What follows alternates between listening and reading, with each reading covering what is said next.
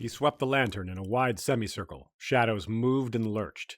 Flickering light touched the stones underfoot and brushed against a long procession of granite pillars that marched ahead, 2 by 2, into the dark. Between the pillars, the dead sat on their stone thrones against the walls, backs against the sepulchres that contain their mortal remains. She is down at the end, with Father and Brandon. He led the way between the pillars, and Robert followed wordlessly, shivering in the subterranean chill. It was always cold down here. Their footsteps rang off the stones and echoed in the vault overhead as they walked among the dead of House Stark. The lords of Winterfell watched them pass. Their likenesses were carved into the stones that sealed the tombs. In long rows they sat, blind eyes staring out into eternal darkness, while great stone direwolves curled round their feet. The shifting shadows made the stone figures seem to stir as the living passed by. George R. Martin is a gardener, as we well know. He plants the seeds and sees what grows. That dichotomy indicates there are seeds and sprouts, while the seeds represent his original plans. Some of those seeds never actually sprouted, while others grew far larger, meaning more important, than George originally intended for them. The Crypts of Winterfell was itself one of those seeds, and it's one that's particularly grown, and it's become entangled with many other plot lines, while becoming even more mysterious all the while. Furthermore, since he originally planned only 3 novels, the early chapters really pack a punch with what he had in mind with the first elements of the series. So the Crypts were one of those original elements, one of those original seeds. And it starts in Ned's first chapter. Ned and Robert exchange 1 line each before the Crypts are introduced. The efficiency by George R. Martin's on display here. Within a few paragraphs, Ned and Robert have gone down to kick off a central mystery of the story, another seed, you could say, by visiting the statue of Lyanna. The reader notes their shared sadness, of course, without realizing that the 2 of them are going to join her in death by the end of the book. Immediately, we have themes of identity that will remain throughout, taking place in the Crypts, a place that sets a creepy but reverent tone while simultaneously communicating how old the ancient line of the Starks of Winterfell is. Following Ned, other point of views take us down there as well, both physically and in dreams. They're a part of the story from start to where we are now, and given that they come up fairly major near the end of A Dance with Dragons, we can expect the Crypts to continue to be important, both symbolically and as a physical location where boy greenseers and legendary wildling raider kings can hide amongst dead Starks wrought in stone. So hello and welcome to another episode of History of Westeros podcast. You know the drill. It's the podcast dedicated to George R. Martin's A Song of Ice and Fire book series, as well as HBO's Game of Thrones. Very little mention of HBO's Game of Thrones today. This is a 99% book topic only episode, though we are going to talk about the way HBO made the Crypts look a little bit. And that's about it.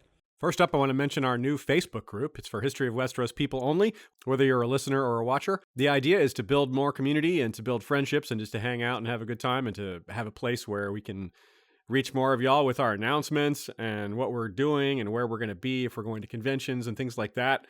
So there's a lot of value to that, and we've had some generous people volunteer to be admins of this new group.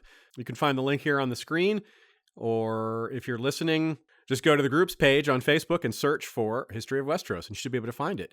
One of the ways we're curating it is to have questions that only History of Westeros people would know, so that way we keep out trolls and randoms and bots and all that, so it's a nicely curated environment where it's just people that are wanting to talk about Song of Ice and Fire in a fun environment. Speaking of community and conventions, use the promo code HISTORY to get $5 off your ticket purchase for Con of Thrones or Ice and Fire Con. This code is probably good past the year 2017 because we expect to be going to both of these cons for the foreseeable future every year. History of Westeros has joined the Agora Podcast Network. Agora is a collective of independent podcasts who work together to make each other stronger. Every show on Agora is highly curated. I've listened to quite a few Agora shows myself before joining the network, and I recommend them. Each month, Agora features a different member of their podcast network, although it just so happens that this month is the exception. As independent podcasters, we have limited opportunities for corporate sponsorships. So if you're interested in advertising with Agora and want to support independent podcasters, check out agorapodcastnetwork.com. The Crypts of Winterfell is our second Patreon voters episode of the year. A couple of times a year, we provide a ballot to patrons who have chosen the pledge level that includes voting rights, and this was the most recent episode chosen. Past episodes chosen include Joanna Lannister, Septon Barth, The Tragedy of Summerhall, and quite a few others. They're some of my favorite episodes. If you're interested in learning more, go to historyofwesteros.com and click on the Patreon link in the right sidebar. Speaking of patrons, thanks to Jeff Gnarly, the Long Snapper, History of Westeros' first sword, as well as our Dragon Rider patrons. Oh, what have we here? New artwork for Mazala Cartho. Lord Mark of House Joseph, the Snow and Winterfell. Here's your white dragon with green scales, horns, wings, and talons, looking a bit older and a lot more fierce. Thanks to Luke Fitzsimmons for the art. Also thanks to Telenis the Talon, King of Gogossos, rider of Telarius, a red dragon with scales, horns, and talons of Midnight Black, and Jinx of House Lier, Green Queen of the Rainwood, rider of Erogenia, a sylphic albino dragon with amethyst eyes and opalescent wings. Thanks for being patient with us while we take care of business and all the announcements. Now let's go. And by go, I mean go down into the crypts and back in time. Winterfell, then and now. 10,000 years ago, or so we're told, was the Age of Heroes, an era that featured legendary figures from whom houses great and small proudly trace their descent. One of the most famous of these figures is Brandon, or Bran, the Builder, who supposedly raised the Wall and Winterfell, and somehow Storm's End as well, we're told. I don't know how he did that, but they say he had the aid of giants, so that might have helped a lot. And this all took place shortly after the Long Night ended. The Wall and Winterfell both, as we know through records and physical evidence, have changed considerably over the years. This lack of continuity both illuminates and confuses certain aspects of their original structure. With the Wall, it's fairly straightforward. Lord Commanders over the years have added height to it, and occasionally there's been some shuffling around over which castles are used, with maybe a new one being built from time to time. But with Winterfell, it's a bit more complicated. The first keep. The world of ice and fire.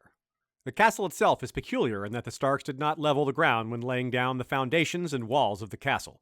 Very likely, this reveals that the castle was built in pieces over the years rather than being planned as a single structure. Some scholars suspect that it was once a complex of linked ring forts, though the centuries have eradicated almost all evidence of this. Over the years, at least 2 different walls, some number of new keeps and new towers and buildings have gone up in the Winterfell Castle complex, and it gradually became what it is today. We're interested in the oldest parts, though. And the oldest part of Winterfell is said to be the first keep, though even that has been proven by a certain Maester Kennet to be from the post-Andal era. So there's apparently even older structures there that maybe are gone, have been built over. Doesn't matter. Regardless, the first keep is very old and may have been built, like I said, in place of previous older structures in the same spot, maybe even. Perhaps a certain King Brandon ordered a keep built by his great-grandfather, King Brandon, torn down because his son, Prince Brandon, didn't like it. It is a mostly abandoned part of Winterfell, which gives you an idea of how big the place is in general. I mean, a whole part of this castle that no one goes to? Well, they do go there, but just not very often, because a lot of important events have taken place there from the novels. Apparently the fact that it's a mostly abandoned spot means that that's where shady things are going to happen. Everyone seems to think of it as a place to go to do sneaky or dirty deeds or things they're not supposed to do. For example, the first keep is where Jaime and Cersei sneak off, only to be caught by Bran, who was also doing something he wasn't supposed to be doing, climbing. So this is a part of the castle where he was thrown as well, clearly. And close by this spot, 4 books later, Aenys Frey's squire is found dead in this nearby, and not long after that, little Walder Frey as well. Aenys' squire was found in the Lich Yard, where the ancient servants of the Kings of Winter were buried, and apparently still are from time to time. A Game of Thrones, Bran 5. Beneath the shadow of the first keep was an ancient lich yard, its headstone spotted with pale lichen, where the old Kings of Winter had laid their faithful servants. It was there they buried Lady, while her brothers stalked between the graves like restless shadows. She had gone south, and only her bones had returned. Near that ancient lich yard lies our main subject, the Crypts of Winterfell, where even more important plot points take place, with other mysteries still to be revealed, and fascinating history as well. It's all there. A Dance with Dragons, the Turncloak. Somewhere beneath us are the crypts where the old Stark kings sit in darkness. My men have not been able to find the way down into them. They have been through all the undercrofts and cellars, even the dungeons, but... The crypts cannot be accessed from the dungeons, my lady. As he takes her there, we get good description, and at the same time, the reasons why it's become harder to find. I dance with dragons. The Turncloak. The entrance to the crypts was in the oldest section of the castle, near the foot of the first keep, which had sat unused for hundreds of years. Ramsay had put it to the torch when he sacked Winterfell, and much of what had not burned had collapsed. Only a shell remained, one side open to the elements and filling up with snow. Rubble was strewn all about it, great chunks of shattered masonry, burned beams, broken gargoyles. The falling snow had covered almost all of it, but part of one gargoyle still poked above the drift, its grotesque face snarling sightless at the sky. This isn't the first time Winterfell has fallen or been sacked. Heck, it's not even the first time it's fallen and been sacked by a Bolton. There's no evidence that the crypts have ever been desecrated, though. Perhaps even the Boltons have respect for such, or share some of the superstitions, or just don't care because there's no loot down there. The Starks don't put treasure in the crypts. Like the other nearby parts of the ancient Winterfell castle complex, the crypts may not have always been what they are today. After all, if back then all they could do was build ring forts, it may have been a more basic version of the crypts originally, and they may not have been carving stone likenesses and delving so deep into the earth. It may have just been simpler at first.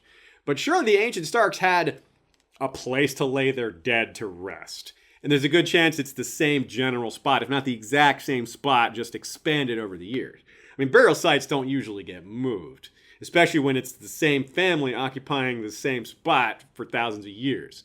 Still, maybe some of the older Starks are buried somewhere else entirely. It's definitely possible. Now, part of all this is setting up the rest of the episode, but I also want to ask a few front questions now and along the way, such as, well, if Brandon the Builder made this place, is he buried there? Is he buried in the crypts? And if not, who is the oldest king down there? And where is Alpha Brandon buried if not in the crypts? Or if you prefer the idea that Brandon the Builder isn't a real person, more of a amalgam of different Starks from ancient times, well, maybe some of those Brandons are down there, or maybe a couple of them, maybe just one. Telecounting, I'm going to need a head count on the number of Brandons in the crypts. Maybe we can figure this whole thing out. Yeah. But seriously, how would we know? I don't mean, will someone ever go down there and look? I mean, there aren't exactly like nameplates on these old kings. They might have a statue of Brandon the Builder and not know it's of Brandon the Builder. Bran, our Bran, the Green Seer in training, names them off. He knows their names because he's been taught their faces and deeds. But the day could come when no living person knows more than a handful. And it's possible the names and deeds of some of the more ancient statues have been lost along the way. Because what Bran knows, he's mostly learned from Maester Luwin. I dance with dragons. The Turncloak. So many, Lady Dustin said. Do you know their names? Once, but that was a long time ago. So this is a chilling sentiment to linger on. So let's do just that.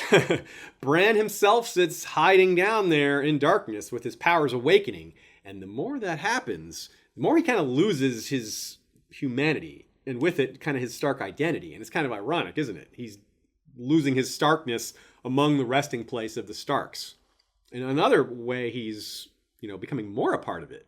But anyway, on a more practical level, maybe some of the tombs or statues have First Men runes on them. That would have to be the ones way down deep because of the ones on the level we've seen, none of them have that. So maybe it used to be a tradition that faded, but you wouldn't think that tradition would fade. You'd think if they were marking them, they'd keep marking them. But still, it's possible. The highest level of crypts also creates another mystery, though.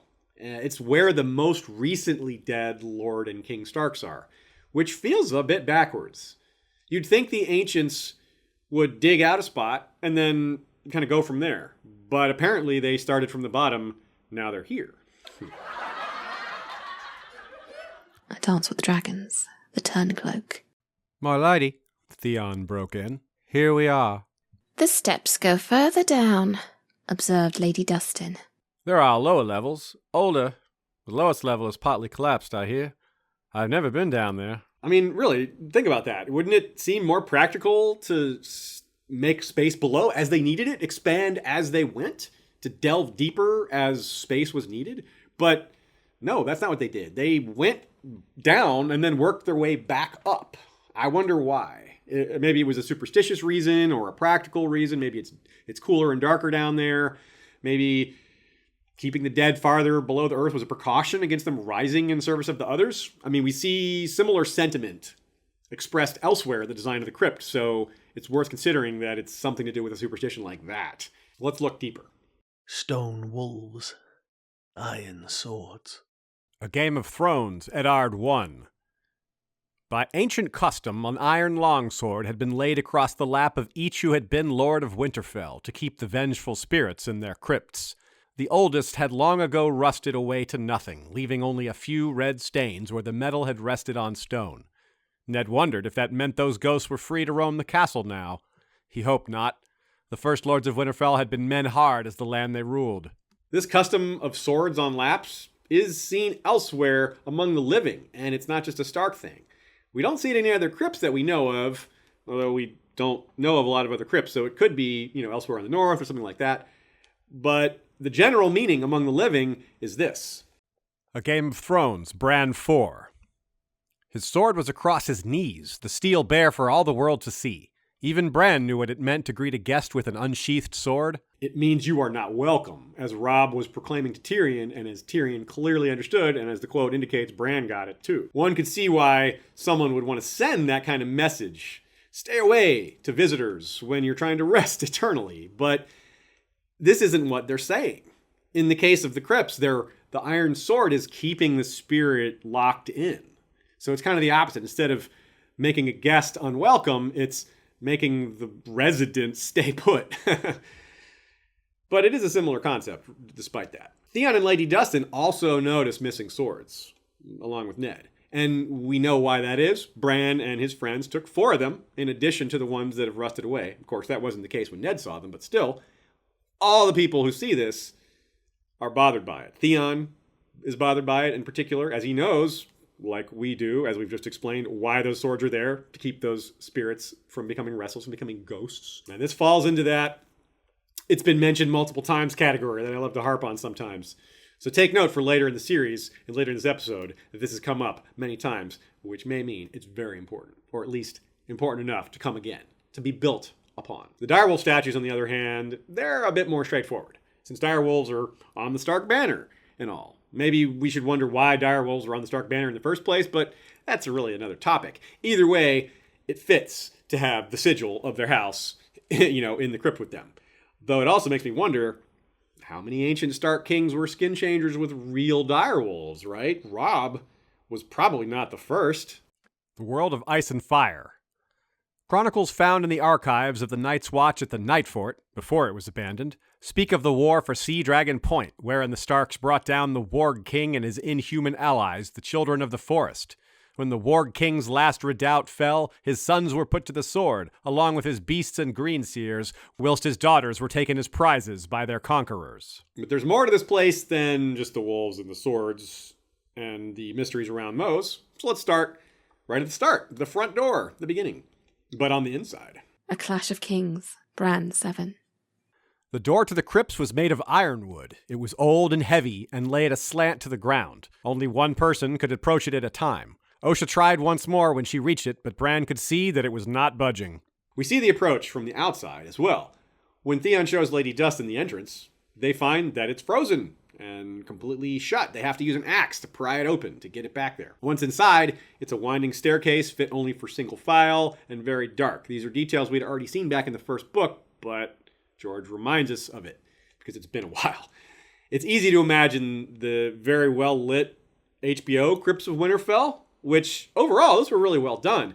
But the major difference is that the torches are just all over the place. Another difference is how easily it is to find the crypts in the show versus the books. But really, overall, the crypts are pretty well done in terms of how they look. But again, the torches, that's a pretty big difference. It's really dark down there in the books. Lyanna and Brandon got statues, as we all know, which doesn't actually break tradition, but is apparently really rare, or at least somewhat rare. We know of one other example. Artos the Implacable, brother of Lord Willem. He has a statue, but was not Lord. He was maybe regent or the like. Lord Willem died really young, and his son, Edwyle, was also really young, way too young to rule, probably a toddler-ish age. So you could kind of see why the brother was de facto ruler. But this is just a theory. However, it's a certainty that Artos the Implacable was not a lord. I actually got to ask George R. R. Martin that specifically at a Q&A. He was very clear on it. By the way, Edwyle, this young lord who Artos may have been regent for, was Ned's grandfather. So this wasn't that long ago. Apart from the exceptions like that, Starks are buried in tombs in the crypts, but without statues or direwolves or iron swords. A stone tomb suffices for them. So, to say that again in a different way, every Stark is buried down there, but only the lords or kings get statues. And direwolves. And iron swords. A crypt in a fantasy realm, that's a good fit, right? It makes sense that there'd be crypts. But talk of other crypts and their use is almost completely lacking elsewhere in A Song of Ice and Fire and the extended material. To get a sense of how unique the Stark customs are, let's take a brief tour around Westeros to see what other regions and houses are doing. Burial customs. As it is in the real world, Westeros has burial customs that vary wherever you go. These traditions are, as far as we know, very ancient. Perhaps as old as the houses themselves, if not older in some cases, meaning the Age of Heroes. Although some houses are that old, dating back to the Age of Heroes. Some of the houses that began as Andal houses may have imported customs from ancient Andalos or began new ones. But most of the houses we found examples for are First Men. So maybe we need some more information on Andal burial customs. Maybe one day we'll learn more about that. For now, let's look at the north and work our way south. One of the examples we have in the north is the Dreadfort. Roose Bolton mentions that his son Domeric's bones are buried beneath the Dreadfort, which might imply a tomb or even a crypt of some sort. It's not specific enough to be sure, but we know it's not, say, burning or putting him in a river, which, we got that example. Maybe the Boltons flay the skin off of their dead lords and drape it over their tombs. I'd love to hear that. No, I wouldn't. Well, okay, yeah, I would. Let's do that. We also hear of the first king buried in the Barrowlands, which he supposedly ruled over all the First Men, or at least he claimed to. The Barrows is a pretty simple thing. It's a grave with a big mound on top, kind of to mark it. It's a simplistic old grave. Lots of those exist in the real world. Not, commonly done now, but in the ancient world they were. This area is, of course, dominated by Barrowton. The Barrowlands, Barrowton, of course. But we don't know if House Dustin, who rules Barrowton, has a tomb, or if they do barrow things. Maybe they still do barrow tradition. Maybe they keep that going. We don't know. Maybe it's something new. We do know that Lady Barbary Dustin remains upset that Ned didn't bring her husband's bones back from Dorne. He was one of her 7 companions, but we don't know what she would have done with them had he brought them back. The Manderleys are a good segue to the rest of the South because they're in the north, but they used to be in the South. And so their burial traditions might be very South-run, but they may have maybe adapted some northern aspects to it, but we don't know. Given that they used to be along a great river, the Mander, and they were there for longer than they've been in the north, there's a chance they do something like what, say, House Tully does. That's, of course, the body in a funeral boat, set down the river, then set aflame by arrow, usually fired by the air, but sometimes you need a little help from your uncle, Blackfish, don't you, Ed Muir? But we don't actually have confirmation that any other house in the Riverlands or anywhere does something like this. House Blackwood, they keep the old gods. They live in the Riverlands, but they still keep those old traditions. They bury family under their heart tree, which might be what some other northern families do. I would guess that's not the only case of something like this. Blackwood's probably not the only ones burying their dead under their heart tree. And this is what Lord Tytos Blackwood says he intends for his son Lucas killed at the Red Wedding. That's how we know. Farther back in the Riverlands, meaning farther back in time, we have the example of King Christopher Mudd IV, whose stone sepulchre is out in the open and is noticed by Catelyn and Robb, appropriately enough, while they're discussing his heir, his will, right? So that's a nice little combination of events there by George. The fact that it's stone is similar to the Starks, but that's really where the similarity ends. It's not underground. It's not in a tomb. It's much different climate, all that stuff. And of course, King Christopher Mudd, we know it's his tomb because there's writing on it, which again, in the Stark crypts, we have no known examples of such. The dragon skulls, those kind of give off a crypt feel, don't they? It's a creepy room. It's dark. But that's just a basement, really, if we're getting into it. And Robert put them there, not the Targaryens. Otherwise, the Targaryens famously cremate their dead, though they do bury the ashes. Usually this is done on Dragonstone, but eventually they started doing it at the Red Keep. The Dothraki also burn their dead. Daenerys kind of fit in nicely there. And of course, the Dothraki add the person's mount to their pyre. Kill your horse and so they can ride with you in the Nightlands. Giscari apparently entomb honored dead in crypts below their manses. Family manses in this case, which is probably the closest example to House Stark we have. And that's neat because the Giscari being the closest example to the Starks? Wouldn't have guessed that. And the term crypt, though, it appears nowhere in the World of Ice and Fire except in reference to the Starks. Now, seriously, you search crypt in the World of Ice and Fire, you will only find reference to the Starks. In A Song of Ice and Fire proper, you will find a couple other mentions, but they're very vague and not specifically related to any other house, except in the case of the Giscari here. So it might be that crypts are pretty rare. I mean, they're kind of expensive. You got to build them. Maybe there's not that much to do to maintain them, but it's a lot cheaper to just send them down a boat and let them on fire, right? I mean, that has got to be part of it. But the bottom line is that most of the regions and houses, we don't actually know what their burial customs are. A house like the Royces might have crypts too, given their holding to many First Man traditions, but it could be something entirely different.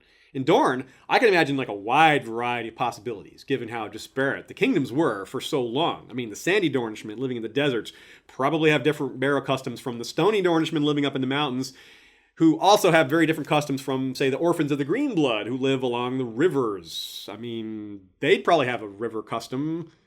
Maybe not like the Tullys, but something along those lines. Maybe a lot like the Tullys. The Lannisters also seem to have a tradition similar to the Starks, as befits a house living inside a giant mountain. They, too, inter their dead deep within the rock in a place called the Hall of Heroes. Unlike the Stark crypts, which we mentioned weren't worth robbing, the Hall of Heroes is like full of loot. Each dead Lannister is buried in their gilded armor with their gilded sword. Just remember what Tywin's incredible battle dress looked like with his giant gold. They're buried with all that. So just imagine one torch in there. Probably just the whole room probably explodes in reflection and shine. It's probably pretty spectacular. It seems likely other houses with their seat in or partially in a mountain would do something like this, without all the wealth probably, not so much gold and bling. But even in the case of the Lannisters, we don't hear of stone likenesses being carved. That's something we see nowhere else. Christopher's tomb, as I said, was worn down because it lay outside, exposed to the elements. The Kings of Winter are deep in the earth without any elements to contend with. Now, depending on the skill of the stonemason, there are faces in the Crypts of Winterfell that are accurate depictions of those kings in life, and remain so despite so many years having passed since their making because of the nice climate-controlled, element-free environment down there below the earth. A Game of Thrones, BRAN 7. They were the kings in the north for thousands of years, Maester Lewin said, lifting the torch high so the light shone on the stone faces. Some were hairy and bearded, shaggy men, fierce as the wolves that crouched by their feet.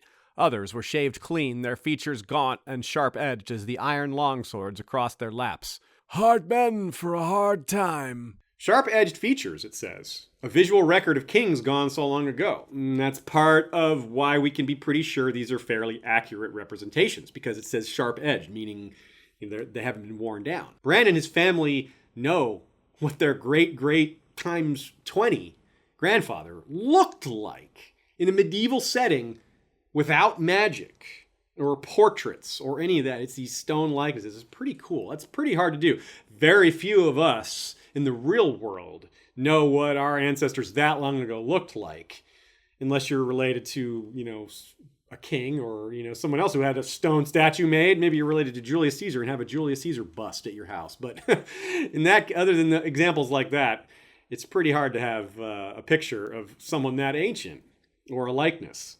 The Tullys feed theirs to the fishes. The Targaryens reduce theirs to ash, but House Stark remembers. It's all in line with that northern attitude of remembering and keeping this record. It's an old tradition, and it's paid off. Tales from the Crypt. While archaeology tells us a lot about the First Keep and other aspects of Winterfell, much of the rest is a matter of legend. The largest share perhaps goes to stories that are rooted in between. They have truth and hard evidence, but they're spiced with legend and rumor. A whole section of these types of stories involve or at least relate to the Crypts of Winterfell. The world of ice and fire. Hot springs, such as the one beneath Winterfell, have been shown to be heated by the furnaces of the world, the same fires that made the 14 Flames or the Smoking Mountain of Dragonstone. The hot springs are a chief reason this site was chosen for Winterfell in the first place, and that bears little explanation, right? Endless hot water in a place that gets really, perhaps deathly cold? Yes, please. Of course we want that. There may have been other reasons why Winterfell is where it is. In fact, there probably are, but the hot springs make it particularly choice. That had to be high on the list. The proximity to this natural heat is not unlikely to affect the crypts a little, though if there was a direct connection, it would probably be warm in there, and it's not. And it's not what you want in a crypt anyway. You don't want heat and moisture. You want cold and dry, and that does seem to be what the crypts are, as well as consistent. I dance with dragons, the turncloak. He had always thought of the crypts as cold, and so they seemed in summer, but now as they descended, the air grew warmer. Not warm, never warm, but warmer than above. Down there below the earth, it would seem, the chill was constant, unchanging. That's why I call them climate controlled. And that's, wait, so am I saying that things are well preserved down there? The statues being well preserved is a good thing. I'm not sure about the bodies being well preserved is a good thing, although the ones that are truly, truly ancient, there's probably nothing there despite that. But anyway, it's a deeper statement on how the balance of ice and fire can play out. It's pretty cool. Despite the natural explanation for the heat, the average small folk hasn't heard it, or prefers the other tale, which is, quote, the small folk of Winterfell and the Winter Town have been known to claim that the springs are heated by the breath of a dragon that sleeps beneath the castle. Sounds a bit far-fetched, but let's keep an open mind. Take a closer look. Sleeping dragon. A Clash of Kings, BRAN 7. He padded over dry needles and brown leaves to the edge of the wood where the pines grew thin. Beyond the open fields, he could see the great piles of man rock stark against the swirling flames. The wind blew hot and rich with the smell of burnt meat, so strong he began to slaver. Yet as one smell drew them onward, others warned them back. He sniffed at the drifting smoke. Men, many horses, and fire, fire, fire. No smell was more dangerous, not even the hard, cold smell of iron, the stuff of man claws and hard skin. The smoke and ash clouded his eyes, and in the sky he saw a great winged snake whose roar was a river of flame. He bared his teeth, but then the snake was gone. Beneath the cliffs, tall fires were eating up the stars. That line referring to great winged snake has been the source of many a theory, and we've been seeing them since Clash of Kings was published, which was 1998. So between then and about 2001, a lot of people predicted we'd see this dragon in A Storm of Swords. That has since come and gone, but we're still seeing dragon under Winterfell theories. Since George R. R. Martin uses subtle language, this line, as Team Bran emerges from hiding in the crypts, is considered additional evidence. A Clash of Kings, BRAN 7. We made noise enough to wake a dragon, Osha said, but there's no one come. The castle's dead and burned, just as Bran dreamed, but we had best... She broke off suddenly at a noise behind them and whirled with her spear at the ready. But me, I struggle with the idea because we've had 3 books since the Clash of Kings, and if there was a dragon loose in the north, wouldn't we have heard of it by now? Well, defenders of related theories say, Aziz, why should we assume that? Isn't it possible the dragon is shy and just made his lair far from humanity? This is the north, after all, a huge region without a huge amount of people. So even if some people did see it, maybe it wasn't a lot of people, and that would make sense. And maybe those few people that did see it, no one believed them. That I could believe. We even have an example in The Princess and the Queen of a very shy dragon who avoided humans. His name was the Grey Ghost. So we do know this personality type exists among George R. R. Martin's dragons. I remain skeptical, but still, there is a possibility here. And if he didn't see a dragon, what did Summer see then? To understand this, we have to take note Basically everything we see through a direwolf POV is metaphor. In that quote just now, a castle is referred to as a pile of man rock and later great gray cliffs, while iron weapons are the stuff of man claws. So everything is kind of described in this metaphorical, like animal mind sort of way. So it's kind of hard to assume it was a real winged serpent, especially because it vanished in the time it took him to bare his teeth, which is like basically the blink of an eye. I mean, if it vanishes like that, it's not a dragon, unless it's some new kind of dragon that can, become invisible. There wasn't something flying off. There wasn't a shape visible in the sky. So you can see why I'm skeptical. That said, another reason these theories have lingered is that George R. R. Martin himself hasn't exactly stopped pouring fuel on the fire. No mention of a dragon in the north during A Storm of Swords, A Feast for Crows, or A Dance with Dragons. But in The World of Ice and Fire, which is the most recent of these books, even though it's not part of the main series, he says this. The World of Ice and Fire. We can dismiss Mushroom's claim in his testimony that the dragon Vermax left a clutch of eggs somewhere in the depths of Winterfell's crypts, where the waters of the hot springs run close to the walls, while his rider treated with Cregan Stark at the start of the Dance of the Dragons. As Archmaester Gildane notes in his fragmentary history, there is no record that Vermax ever laid so much as a single egg. Mushroom is an interesting character. Some people in the fandom trust most of what he has to say, while others trust a lot of it. I'm personally kind of in the middle. I'd say a lot of what he has to say is accurate, and it would be too much of a tangent to go into the ins and outs of all that. I'll just say that he's a mixed bag and leave it at that. In this case, I side with the Archmaester for sure, because, for one thing, Mushroom wasn't even there. He is writing this secondhand. Maybe Prince Jacaerys told him this, but he was definitely not there for the conference. Prince Jacaerys flew to Winterfell on his dragon, didn't bring his dwarf jester with him. But it goes farther than that, my skepticism. The crypts have a narrow staircase. We see people walking single file. Vermax was not huge, but neither was he small. I kind of doubt he could even fit through the door. Bran had to crouch to not hit his head on the ceiling when riding on Hodor's back. So there's no room for a dragon unless it's really young, and really young dragons can't be ridden. So I just don't, yeah. And on top of that, don't you think it would be really odd? Why would a dragon want to be down there? Or why would Prince Jacaerys want his dragon down there? While we talk about whose side you're going to take in this upcoming civil war, can my dragon go down and hang out in your crypts for a while? What? It's weird, right? Why would a dragon want to be there? Why would someone want him there? How would this come about? It's just all very strange. The meeting between Prince Jace and Lord Cregan itself is important too, as it was given a very conspicuous name, the Pact of Ice and Fire. The promise was that their families would intermarry.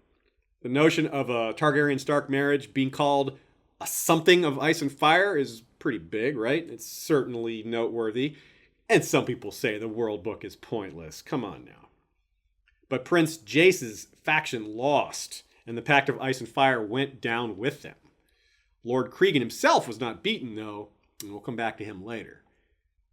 As unlikely as it is that Vermax went down into the crypts and laid eggs, an unhatched egg is more plausible, a lot more plausible than a hatched one heating the castle and the water. Dragons are magical creatures, but they're not so magical that they can survive underground in a crypt without food for about, say, 17 decades or 10,000 years, hundreds of decades. Take your pick. Perhaps the tale is just off on a few details, though. If we're being more charitable, we can say that maybe some of these details that I'm picking at aren't accurate, and they're just how the story was told. So if they're not really aspects of the original story as it really happened, picking them apart doesn't actually pick apart the story. So maybe we should reconsider this just a little bit. Maybe this wasn't in the crypts. Maybe Jacaerys' dragon Vermax laid eggs in the north, but somewhere else. But what would the point of that be? An egg in the crypts would be meaningful to Jon and to the reader finding it there. If it's just out there in the wilderness or something, well, that would be cool, but it wouldn't really have literary meaning. It would just be, hey, there's another dragon out there or an egg out there, but it wouldn't tie to Jon at all unless it's in the crypt. So a literal dragon beneath Winterfell is one thing, but a figurative one is another matter. And this is where Jon Snow's dragon heritage really comes up big. Because some people think there's a physical clue in the crypts that will reveal or help reveal his heritage to him, while others think that the secret in the crypts related to him is his identity and his heritage, or at least something to do with that. To get at that, we're going to have to go to a story within the story.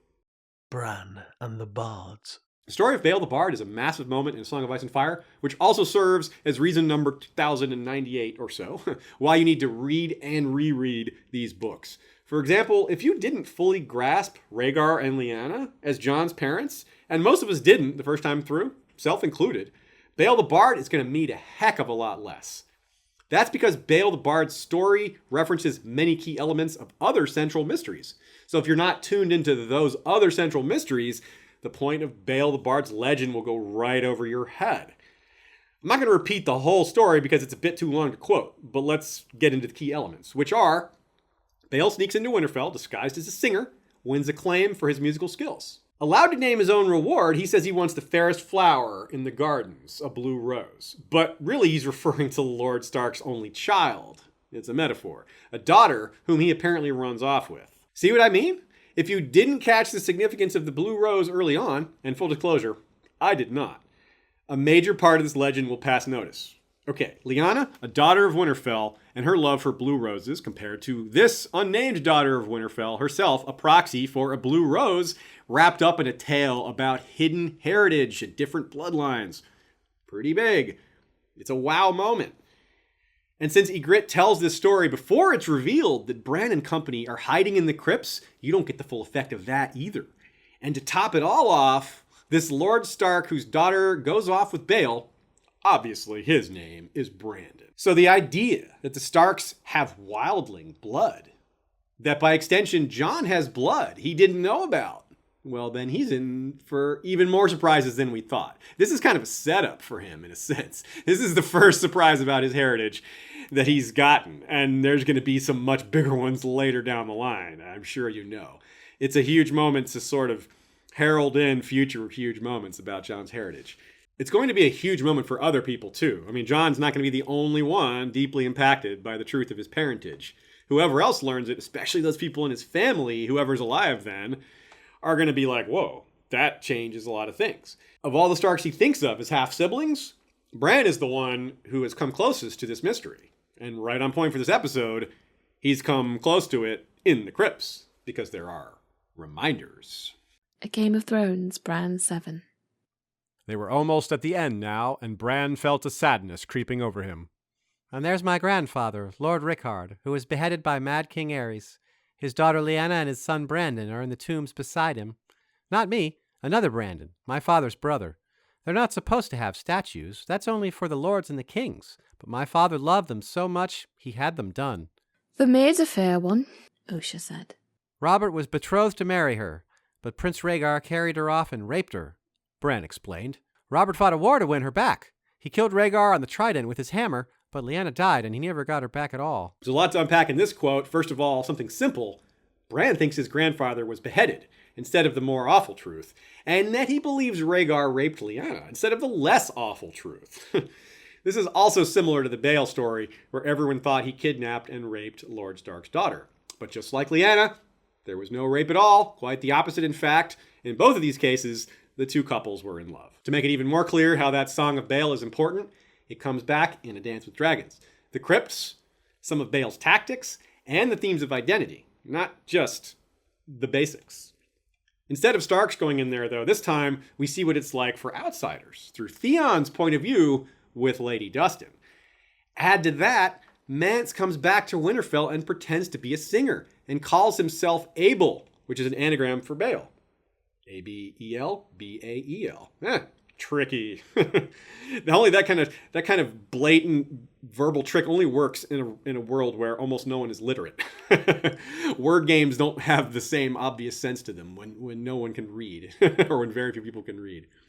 So Qhorin Halfhand tells Jon that Mance used to sing the Song of Bael, so we know Mance knows it. And I think he mentions it too. Mance may have felt like he was walking in the footsteps of a legend straight from a song he himself loved. Another king beyond the wall is stealing another daughter of Winterfell. How about that? Well, a fake daughter of Winterfell in this case. Still, close enough. One of Mance's companions, the girl Holly, tries to get Theon to tell them where the crypts are. To hide down there like Bael did? Or do they think there's some secret way out? That's what Theon suspects, because from his perspective, They know he took Winterfell with very few men, so they assume it was done by stealth. It was kind of done by stealth, but it wasn't a secret passage. The truth is, Winterfell had hardly anybody in it, so he was able to take it with, 20 men because there was hardly anyone there to guard it, not even 20 men. But really, Theon doesn't know of secret ways. He's never heard the story of Bael the Bard either, which he should. One day we hope he hears it because he'll realize that he himself fell for that trick. The same trick. A Clash of Kings, Theon 4. When the woods began to darken, Theon Greyjoy knew he was beaten. Either the Cranach men did know the magic of the children of the forest, or else Osha had deceived them with some wildling trick. That quote rules hard, and I had no idea how hard until making this episode. I didn't realize how much meaning was packed into it. The thing is, Theon, it's both of those things. A wildling trick and the magic of the children of the forest. Osha's wildling trick is Bael the Bards, hiding in the crypts. Pretty straightforward, but not to Theon. The magic of the children comes in leading the direwolves far away through warging. The huntsman and Theon are both very confused when it dawns on them that they're following direwolf footprints without human footprints nearby. What that tells them is that the wolves have been far away from their humans. And that doesn't make sense because pets, dogs, wolves don't voluntarily go that far away from their humans. It's not like they can be told to do something. You can tell them, hey, you dog, go 20 miles away. It doesn't work. It's only skin changing works here. That's the only explanation. But of course, Theon and the huntsman, they don't consider that possibility. Why would they? So they're just baffled. And of course, all this is happening while Bran is down in the darkness inside the crypts. There's not much else to do down there, right? May as well waken up your powers and try out skin changing. And hey, while you're at it, why not help out Jon with his too? Jon's first skin changer experience happens in the Clash of Kings, as far as we can tell. And it comes after Bran reaches out to him from within the darkness of the crypts. Not long after Bran himself has had his first skin changer experiences. Though we don't know this till later. We get this from Jon's point of view. Because in Clash, remember, we go a long time without a Bran chapter while George builds the suspense of what's happened to Bran and Rickon. I mean, we know they're alive because we see them get away. We know Theon's looking for them. But we don't know they're in the crypts until near the end of the book. Basically his last chapter, Bran 7. In retrospect, though, it makes sense, right?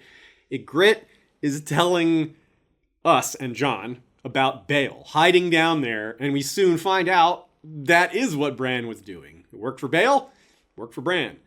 Makes me think. Maybe Rhaegar and Lyanna shouldn't have gone to the Tower of Joy. They should have headed in the Crypts of Winterfell. An alternate theory to a dragon or a dragon egg in the crypt is a harp, specifically Rhaegar's harp. An alternate to that alternate is Lyanna's wedding cloak. That's another popular possibility, which would serve a similar purpose to a harp, if found by Jon. Both of them, if they were found in, say, Lyanna's tomb, would be pretty telling. It'd be like Jon would have to figure out who this belongs to. It might lead him to, the identity of his father or of his mother or both. But while this is kind of plausible in terms of, more plausible than the dragon or the egg, there's still a big problem, which is Ned. Why would he do this? Why would he do something blatant like put an object in a crypt when he's so sworn to secrecy and just so intent on keeping that secret? Why would he leave clues? Why would he allow that to be there? He didn't even tell Catelyn the truth about Jon. And why would someone open Lyanna's tomb? That's another problem here. Why would anyone go looking in her tomb? Why would they open it up? Hey, I wonder what's in Lyanna's tomb. Oh, look, a harp. I don't know. I don't buy that. But so I think it's more, again, I think that this is an identity thing. What Jon is going to find in the crypts, or what's going to be taught to him in the crypts, or what he's going to learn down there, it's related to identity. And I don't think objects are going to have a part to play, other than maybe Lyanna's statue. On the other hand, it would be a powerful symbol. And his dragon identity matters as much as his Stark identity. In a sense, it matters more, because that part's more of a mystery. He knows he's got Stark blood, even if he doesn't know which Stark he got it from. But the dragon stuff, he's got no idea. So in a sense, it's more important. Or at least it's more mysterious. Either way, let's take a look at themes of blood and belonging and family. Identity crisis. A Game of Thrones, Eddard 1. Ah, damn it, Ned. Did you have to bury her in a place like this? His voice was hoarse with remembered grief. She deserved more than darkness. She was a Stark of Winterfell, Ned said quietly. This is her place. As Bran sits in darkness among his ancestors, while his wolf remains above ground, a major awakening comes in the development of his powers. This leads to his journey beyond the wall and his training to become a green seer, all while most of the world believes him dead. Warging into summer, to us readers, can feel like Stark-like, because of the Stark direwolf connection, obviously. But the more powerful he becomes, the less human he becomes. And that's why earlier I was talking about him losing his identity, because he's becoming distant from his family and less of a person. So Brandon, bearing the most distinctly Stark name, is slowly losing that family identity, and ironically, it can be said to have begun in the Crypts, a place for Starks only. This theme of being a Stark. Well, of course, we first think of Jon when that comes up, but he's far from the only one. Arya is becoming no one. Sansa is Elaine Stone. A lot of people are struggling with their Stark identity, even if it's just for disguise purposes, like in Elaine's case. For Stark eyes only. The Starks have a variety of feelings about the Crypts, ranging from mildly creeped out to over it, to complex feelings, to Rickon, who seems like a surprisingly fearless kid. I mean, he went down there by himself without any light. I mean, he had his wolf with him, but still, damn. Though we don't get POVs on every Stark, the one who seemed most bothered by being down there was Ned. And it didn't seem to be just because it made him think of Lyanna, though that clearly had to be part of it. Bran himself says, quote, he had never feared the Crypts. They were part of his home and who he was, and he had always known that one day he would lie here too. Jon, on the other hand, feels like he doesn't belong. A Stark feels comfortable, a Snow does not. Among the Stark-blooded, Bran and Jon are the two most associated with the Crypts, though we get plenty from Ned. Rickon and Robb, of course, are not POVs, though they do appear in Arya's major moment regarding the Crypts, which is a fond memory. A Game of Thrones, Arya 4. Suddenly, Arya remembered the crypts at Winterfell. They were a lot scarier than this place, she told herself. She'd been just a little girl the first time she saw them. Her brother Robb had taken them down, her and Sansa and baby Bran, who'd been no bigger than Rickon was now. They'd only had one candle between them, and Bran's eyes had gotten as big as saucers as he stared at the stone faces of the Kings of Winter, with their wolves at their feet and their iron swords across their laps. Robb took them all the way down to the end, past Grandfather and Brandon and Lyanna, to show them their own tombs. Sansa kept looking at the stubby little candle, anxious that it might go out. Old Nan had told her there were spiders down here, and rats as big as dogs. Robb smiled when she said that. There are worse things than spiders and rats, he whispered. This is where the dead walk. That was when they heard the sound, low and deep and shivery. Baby Bran had clutched at Arya's hand. When the spirit stepped out of the open tomb, white and moaning for blood, Sansa ran shrieking for the stairs, and Bran wrapped himself around Robb's leg, sobbing. Arya stood her ground and gave the spirit a punch. It was only Jon, covered with flour. "You stupid," she told him. "You scared the baby." But Jon and Robb just laughed and laughed, and pretty soon Bran and Arya were laughing too. Sansa appears in this memory too, and she's the lone Stark POV who doesn't think about the Crypts at any point. Yet, perhaps she will. But this is interesting because she lost her wolf. And of course, like I said, she's not calling herself a Stark right now. A lot has been said and written in our fandom with regards to Sansa losing her Starkness, and George R. R. Martin himself intended for Sansa's loyalties to be torn when he originally wrote the outline for Game of Thrones back in 93. His plan was for Sansa to marry Joffrey and actually have kids with him, and that would really tear her loyalties apart. So you can see why this is maybe a different version of that original intent. So it's somewhat fitting that she has no association with the Crypts because of all this. Though maybe she's just freaked out by the place and doesn't like thinking of it. Hodor wouldn't take Bran down there either. And more alarming is this. A Game of Thrones, Bran 7. Summer stalked out in the echoing gloom, then stopped, lifted his head, and sniffed the chill, dead air. He bared his teeth and crept backward, eyes glowing golden in the light of the maester's torch. Even Osha, hard as old iron, seemed uncomfortable. "Grim folk by the look of them," she said, as she eyed the long row of granite Starks on their stone thrones. They were the Kings of Winter, Bran whispered. Somehow it felt wrong to talk too loudly in this place. Again, not everyone feels it, like Robert Baratheon, who laughed unrestrained to Ned's chagrin, and Maester Lewin, who disdains superstitions in particular and has been down there a lot, so it's kind of lost its creepiness for him. To others, though, if you're a Stark, you belong. If you're not, you don't. Especially when you have other issues, like these two. I dance with dragons. The Turncloak. They walked on. Barbara Dustin's face seemed to harden with every step. She likes this place no more than I do. Theon heard himself say, "My lady, why do you hate the Starks?" For the same reason you love them. Theon stumbled. "Love them? I never. I took this castle from them, my lady. I had Bran and Rickon put to death, mounted their heads on spikes. Rode south with Robb Stark, fought beside him at the Whispering Wood and Riverrun, returned to the Iron Islands as his envoy to treat with your own father. Barrowtown sent men with the young wolf as well. I gave him as few men as I dared, but I knew that I must needs give him some, or risk the wrath of Winterfell. So I had my own eyes and ears in that host. They kept me well informed. I know who you are. I know what you are. Now answer my question. Why do you love the Starks?" I wanted to be one of them. "And never could. We have more in common than you know, my lord." Wow, right? Easy to think of the Starks as the good guys, but it's also easy to forget that the way the North reveres them could also inspire jealousy, especially those just outside that inner circle, which Lady Dustin and Theon, you can see why they would be in that category. Theon's closest to the Starks is a very natural thing. I mean, he was 10 when he was brought to Winterfell, and he grew close to Robb, who was near his age. I mean, that just makes sense. Like Lady Barbary and Theon, this is all at the heart of Jon's struggle too. So close yet so far, just on the outside. Catelyn tells him he doesn't belong. Kind of like how Theon feels he doesn't belong. And then Jon tells himself the same, I don't belong.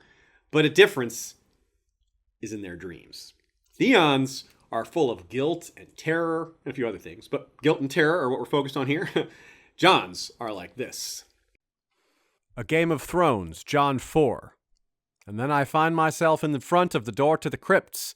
It's black inside, and I can see the steps spiraling down. Somehow I know I have to go down there, but I don't want to. I'm afraid of what might be waiting for me.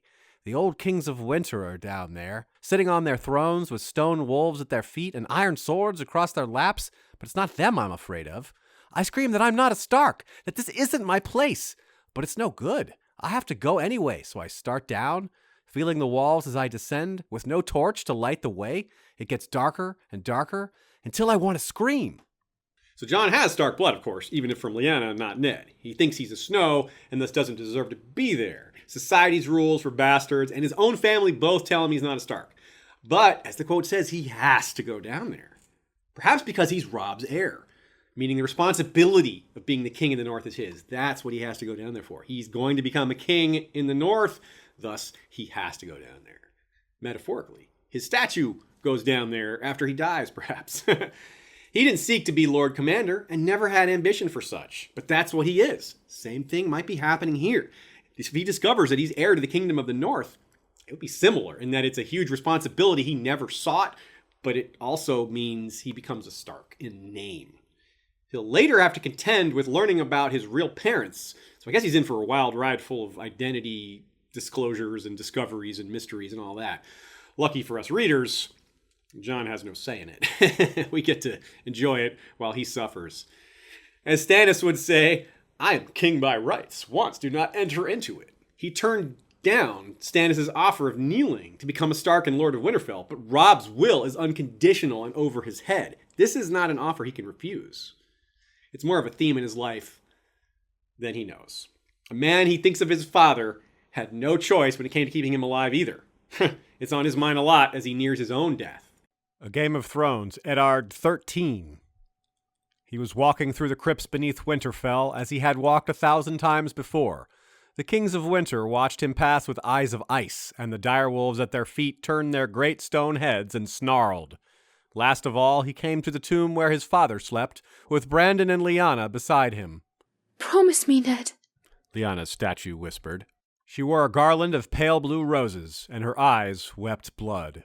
The crypt is used as a device here in part because George wants to build the mystery. It's far too early to openly reveal Jon's parentage, but Ned's dream here helps lay the foundational elements. The the blue roses and the promise in particular. Ned promised his sister, apparently to keep Jon safe, if not more, but certainly that much, at least. He also promised Jon that one day he'd tell him about his mother. Well, he clearly wasn't able to keep that promise, but Jon has other ways to learn the truth. Jon's questions of identity, which he himself is not really aware of yet, other than a vague wondering of who his mother was, and the question of how he himself will learn the truth is a big one that people have been asking for a long time. It could be Bran. That's a solid enough possibility through the magic. It could be Howland Reed. It could be both. It could be neither. Dark wings, Stark wolves. Earlier, I said the stone direwolves were fairly straightforward since they're on the Stark sigil, after all. But sometimes there's more than one meaning, as this episode is really highlighting. Lots of double and triple meanings contained in the crypts and associated stories. It's also clear that there's a theme with regards to the direwolves and Stark identity. It's largely metaphorical, but not entirely. There's a supernatural element here as well. A Game of Thrones, Bran 6. Bran felt all cold inside. She lost her wolf, he said, weakly, remembering the day when 4 of his father's guardsmen had returned from the south with Lady's bones. Summer and Grey Wind and Shaggy Dog had begun to howl before they crossed the drawbridge, in voices drawn and desolate. They knew. Afterwards, they prowled around her grave, causing many tears from many readers. Later in the book, the direwolves would again herald death and sadness. I consider this the second saddest scene in the series, so be warned. A Game of Thrones, Bran 7. Summer began to howl. Maester Luwin broke off, startled. When Shaggy Dog bounded to his feet and added his voice to his brother's, dread clutched at Bran's heart. "It's coming," he whispered, with the certainty of despair. He had known it since last night, he realized, since the crow had led him down into the crypts to say farewell. He had known it, but he had not believed. He had wanted Maester Luwin to be right. The crow, he thought, the three-eyed crow. The howling stopped as suddenly as it had begun. Summer padded across the tower floor to Shaggy Dog and began to lick at a mat of bloody fur on the back of his brother's neck. From the window came a flutter of wings. A raven landed on the gray stone sill, opened its beak, and gave a harsh, raucous rattle of distress. Rickon began to cry. His arrowheads fell from his hand one by one and clattered on the floor. Bran pulled him close and hugged him. Maester Luwin stared at the black bird as if it were a scorpion with feathers. He rose, slow as a sleepwalker, and moved to the window. When he whistled, the raven hopped onto his bandaged forearm. There was dried blood on its wings. "A hawk," Luwin murmured. "Perhaps an owl. Poor thing. I wonder it got through." He took the letter from its leg. Bran found himself shivering as the maester unrolled the paper. "What is it?" he said, holding his brother all the harder. "You know what it is, boy," Osha said, not unkindly. She put her hand on his head. Maester Luwin looked at them numbly, a small gray man with blood on the sleeve of his gray wool robe and tears in his bright gray eyes. "My lords," he said to the sons, in a voice gone hoarse and shrunken, we shall need to find a stone carver who knew his likeness well." Ned's fears were realized, as were his children's dreams. When gazing on his father Rickard's statue, he notes that the stone carver knew the man well. So Luwin's remark here about finding a stone carver who knew Ned's likeness well closes this circle with an extra note of tragedy. I wonder, too, if Maester Luwin's skepticism was deeply damaged in that moment. Recall that he had just chided the two brothers moments before when they had claimed they had dreamt of their father down in the crypts. Recall as well that as a youth, he did show an interest in the arcane. He did have a Valyrian steel link on his chain, and that is what we're dealing with here. This is unmistakably magic. Bran says that the three-eyed crow led him to the crypts, so that seems like the best bet for their dreams, not some vague magic causing them to dream of their father's death, something we've otherwise never heard of. What to make of why he was led there, though? Surely Bran would have learned of his father's death, through normal means. And if this is true, meaning if the three-eyed crow really did lead Bran into the crypts as he believes, why did he do the same for Rickon? Why did Rickon have that dream? Why did he send it to him? That's a big question. Maybe he had a backup Stark in mind. Maybe he wanted to help awaken his powers too. It's a good question, though. It's very puzzling. And why did the wolves howl like that? It's like they knew what was coming. And they did the same before Lady's bones arrived too, as I pointed out. It's like they sensed the death somehow. Very creepy. We see something else unusual. It's curious that Summer didn't want to leave the stairwell when he went down there with Maester Luwin. We quoted that earlier. He didn't follow Bran until Shaggy Dog emerged and attacked Luwin, and then Bran calls for Summer's help and Summer comes charging. Not to mention that Osha was carrying Bran, as I pointed out earlier, because Hodor refused to go in. He went in later, though, when they were hiding. So perhaps there is something else going on. Maybe there is more than just these dreams leading them there. Maybe there is more magic around the crypts that isn't just the product of the three-eyed crow doing his thing. There's certainly some themes associated with the crypts that may be more than thematic. Maybe the supernatural is here after all. And here, foreshadowing may abound. Dreams of the dead. A Game of Thrones, Eddard 1. For a moment, Eddard Stark was filled with a terrible sense of foreboding. This was his place, here in the north. He looked at the stone figures all around them, breathed deep in the chill silence of the crypt. He could feel the eyes of the dead. They were all listening, he knew, and winter was coming. Again with the living dead and the, quote, his place motifs. Thinking back on the burial customs of other houses, well, the disadvantage is that there's less of a record of who came before. The advantage is you don't have a constant reminder of where you're going to go when you die. It's a bit of a creepy thing, right? This monument to your own family's resting place, the ominous certainty of death so well reflected in the Stark House words, winter is coming. Ned could feel the eyes of the dead, it reads, and Theon feels the same way. I dance with dragons, the turncloak. Their footsteps echoed through the vault as they made their way between the rows of pillars. The stone eyes of the dead men seemed to follow them, and the eyes of their stone direwolves as well. The faces stirred faint memories. A few names came back to him, unbidden, whispered in the ghostly voice of Maester Luwin. King Edric Snowbeard, who had ruled the north for 100 years. Brandon the Shipwright, who had sailed beyond the sunset. Theon Stark, the Hungry Wolf, my namesake. Lord Baron Stark, who made common cause with Casterly Rock to war against Dagon Greyjoy, Lord of Pike, in the days when the Seven Kingdoms were ruled in all but name by the bastard sorcerer men called Bloodraven. Note the mention of Bloodraven there. Of course, he is the three-eyed crow. Had to sneak that in there. But mostly, that's another topic. Here, I'm pointing more to the life in their eyes that Theon notes, which is something that we get lots of mentions of one way or another. I also can't help but notice the frequent mentions of the dead rising, like in that first quote way back, and others we've already read.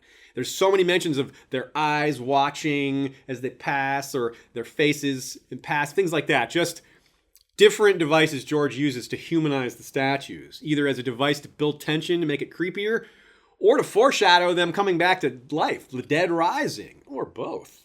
The problem with carrying on this tradition of iron swords and laps to prevent ghosts is that a few missing swords become scary. Again, why don't they burn their dead? The Tullys aren't worried about their dead lords rising back out of the river. But just as Ned does, Lady Dustin and Theon notice these missing swords, apparently rusted away. And Theon also, as Ned does, is unsettled by this. And he's further unsettled when they find even more swords missing around Ned's tomb. The idea of ghosts loose in Winterfell doesn't make anyone feel giddy, even as he himself thinks of himself as one of the ghosts in Winterfell, but not a Stark. Very much not a Stark. This is, of course, in part because Bran and his friends took some of those swords. He took Brandon's, Mira took Rickard's, Osha takes the one intended for Ned's tomb, and Hodor takes one more, though we're not sure which. We know it's an older sword because Bran thinks of it as being very rusty. Now this is slightly funny because if you think about it, Theon is being haunted by Stark ghosts because of the missing swords, given what he did to the Starks. Even as the ones he pretended to kill are the ones who took those swords that are making him uneasy. And they might really come back to haunt him. Though I doubt he'll face worse than what he faced from Ramsay Bolton. So maybe he's up for it. Now, set around the lists of recent Lords of Winterfell is some interesting language that easily connects to some other things we've seen. A Clash of Kings, BRAN 7. This was where they came when the warmth had seeped out of their bodies. This was the dark hall of the dead, where the living feared to tread. And A Game of Thrones, Bran 3. Finally, he looked north. He saw the wall shining like blue crystal and his bastard brother Jon sleeping alone in a cold bed, his skin growing pale and hard as the memory of all warmth fled from him. The idea of warmth leaving the body or fleeing or seeping out or what have you as a way to describe death is what I'm pointing to here. Certainly seems that Bran was seeing Jon's death way back when in A Game of Thrones here. And that might be what Jon's dreams are telling him too. Beyond becoming a king of winter himself, the idea that he's joining the Starks in the crypts is foreshadowing his own death, right? Joining them in the crypts. He has to go down there because he's gonna die. Even in Arya's humorous anecdote, with Jon playing the role of the dead rising as a fake ghost covered in flour, like a ghost covered in flour, get it? All white, like his direwolf. Even in the humorous anecdotes, George throws in some very important meaning. With all this talk of dead kings rising, and since we expect Jon to rise again, maybe he won't be the only dead Stark to show back up. A Game of Thrones, Jon 7. Last night he had dreamt the Winterfell dream again. He was wandering the empty castle, searching for his father, descending into the crypts. Only this time the dream had gone further than before. In the dark he'd heard the scrape of stone on stone. When he turned, he saw that the vaults were opening, one after the other. As the dead kings came stumbling from their cold black graves, Jon had woken in pitch dark, his heart hammering. Here's where we need to think about the iron swords yet again, something mentioned early in the story by Ned, late in the story by Theon and Lady Dustin. In between, again, some of those swords were taken by Bran and his friends, while others rusted away a long time before. The point is, the idea that these swords were keeping those dead Stark spirits at rest is another way that this concept of the dead rising is presented to us. Any way you look at it, there are a lot of references to the dead kings rising. Whether this is literal or figurative or both is a great question. I'm not sure how all the stone sepulchres could open to let out what's inside, or if there's even much left in there other than dust. So that might not work. But what about the unsealed lich yard where the servants, like Lady and Master of Hounds Farland, are buried? There might be some fresher bodies there. Anyway. Either way, I love the idea that the crypts, given how they tie into so many different central mysteries, especially mysteries of identity and hidden bloodlines, are also speaking to the idea that the Starks and the others are connected, literally and figuratively. Either way, I love the idea that the crypts, given how they tie into so many different central mysteries, especially mysteries of identity and hidden bloodlines, are speaking to the idea that the Starks and the others are connected, literally and figuratively. Which I guess is another mystery of identity and hidden bloodlines, really. I love to also connect the crypts with the cave of the Three-Eyed Crow, especially in the literary parallel and the concept of branches, right? All these branches of the Stark line buried deep in the branches of the weirwood tree and its vast roots that Bran even encounters as he's wandering the caves. Well, as Hodor, not as himself, but still he sees them. If there's a distant Stark-others connection via, say, Night's King and his Craster-like sacrifices to the others and his Corpse Queen, or just something else, some other connection between Stark and the others, there might be more than one connection. Either way, the balance is there with this ice and fire dichotomy and magical origins. The Targaryens literally have blood of the dragon. Maybe the Starks have blood of the others. Or maybe the others have blood of the Starks, or both, whichever way you want to look at it, chicken or the egg.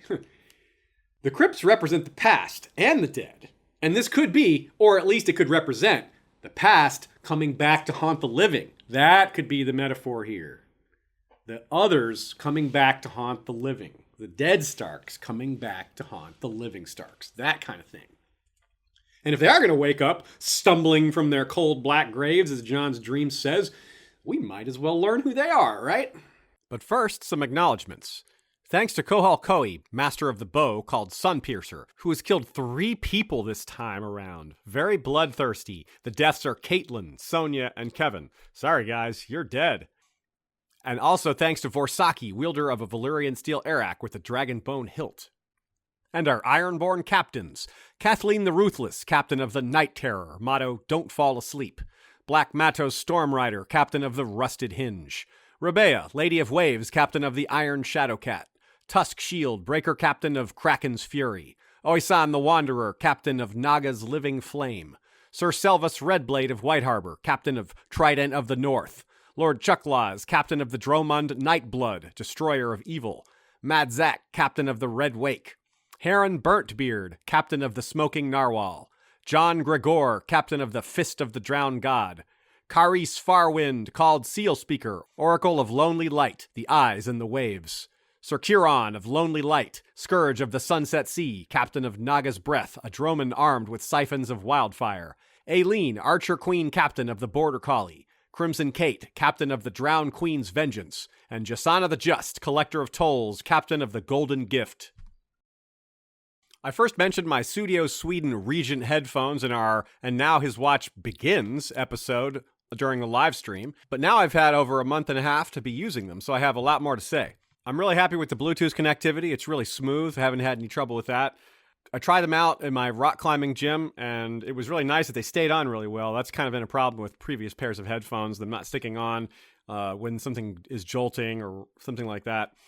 I'm also really happy with the long battery life. 24 hours is what the advertisement says, and it seems to be true. I haven't had to charge them very often. That's been really nice because my previous pair didn't work so well in that regard.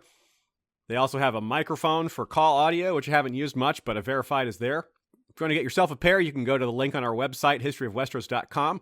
Studio Sweden headphones link. Click on the link there and use the code Westeros to get 15% off on any purchase. Kings of Winter.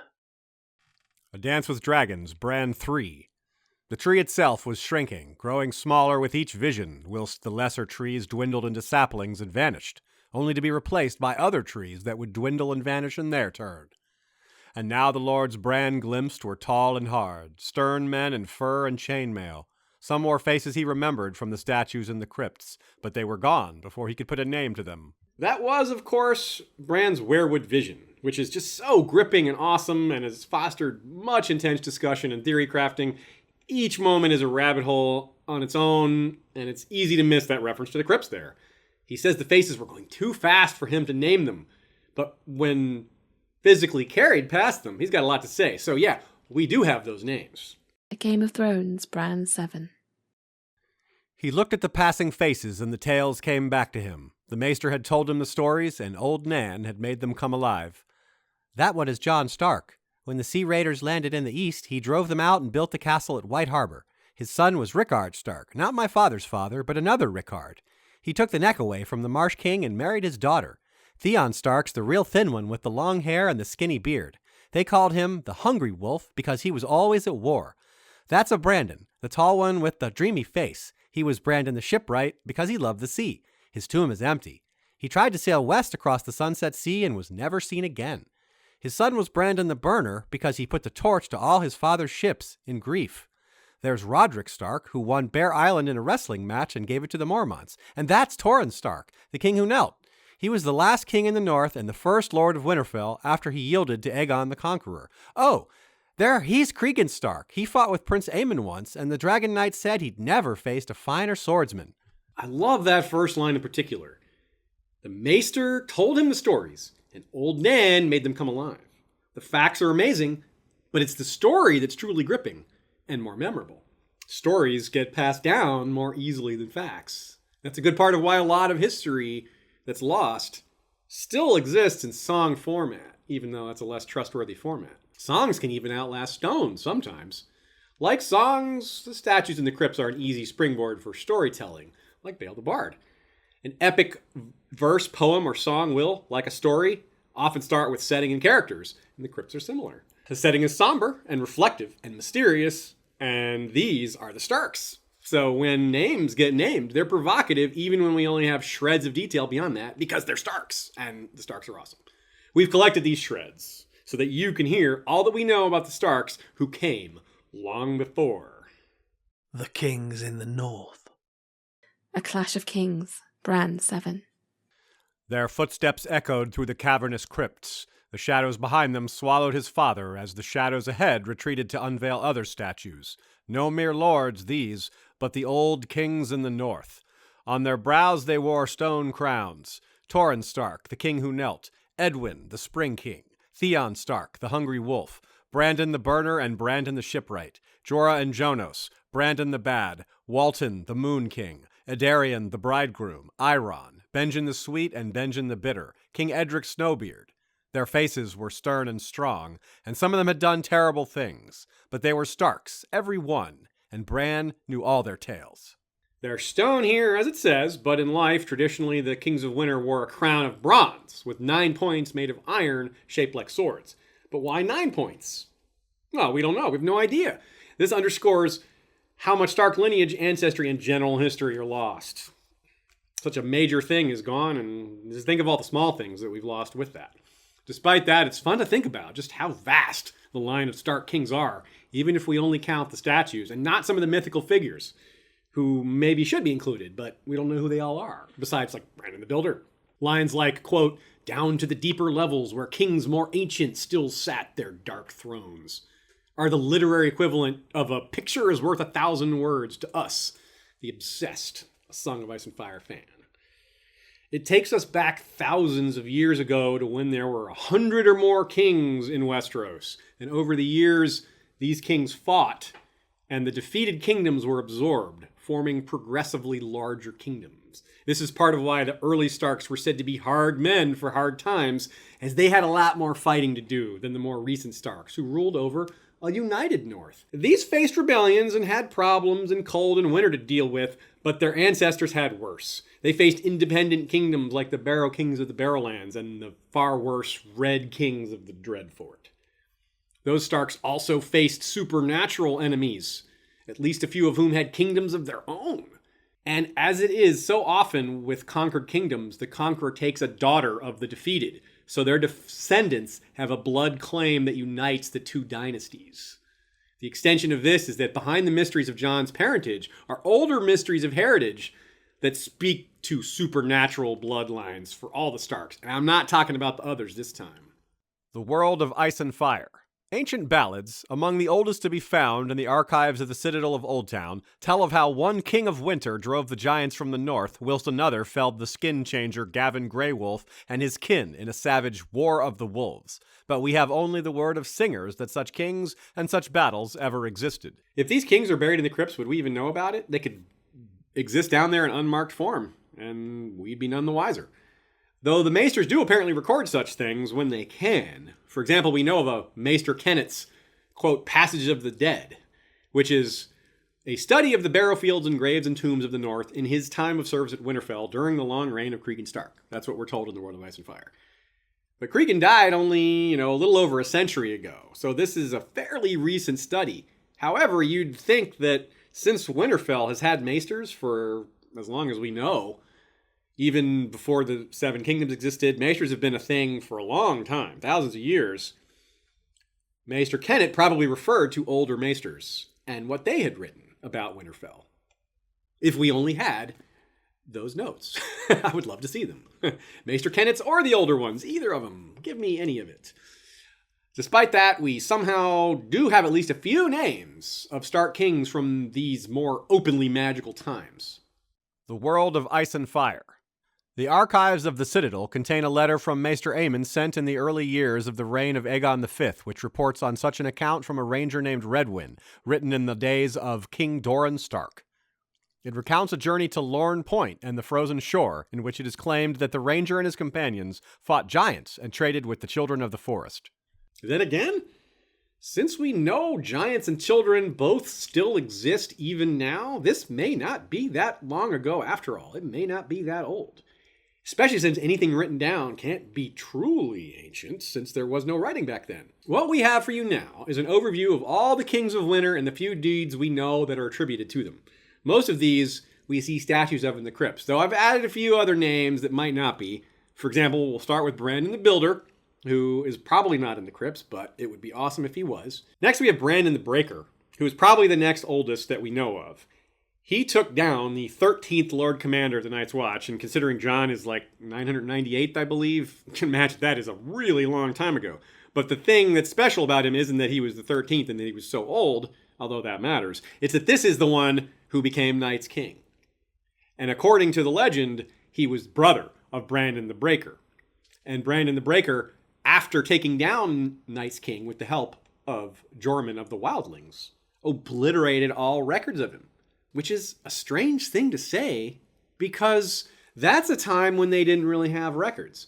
Maybe there were runic inscriptions or something. That would count as records, and maybe Brandon the Breaker got rid of those.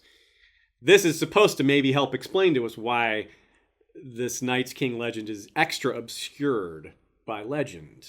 But also, it happened a really long time ago, that's good enough to keep it really well obscure. Still, George had his reasons, and they're probably good reasons. Next, we have Doran Stark, who is mentioned in the quote above, the one who reigned during a time that Rangers traded with children and fought giants. He may be the next oldest, but this is a rough guess. Next, we have Roderick Stark, who is known for wrestling for Bear Island, now, held by the Mormonts. This is puzzling a little bit because it's said that Bear Island was lost to King Loren Greyjoy, who was elected by Kingsmoot.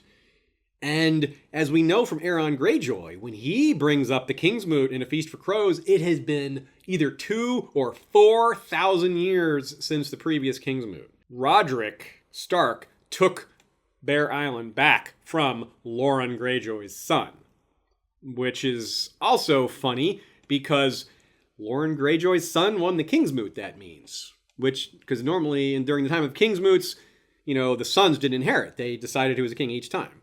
Loren's son maybe was elected king again, but you can see why there's a little oddity here. Next up, we have Jon Stark, who drove out the Sea Raiders in the east. That's around the area of White Harbor, before it was White Harbor. He built what was called the Wolf's Den, which White Harbor grew up around eventually. The Wolf's Den was for a while held by a cadet branch of the Starks called the Grey Starks, but they don't exist anymore.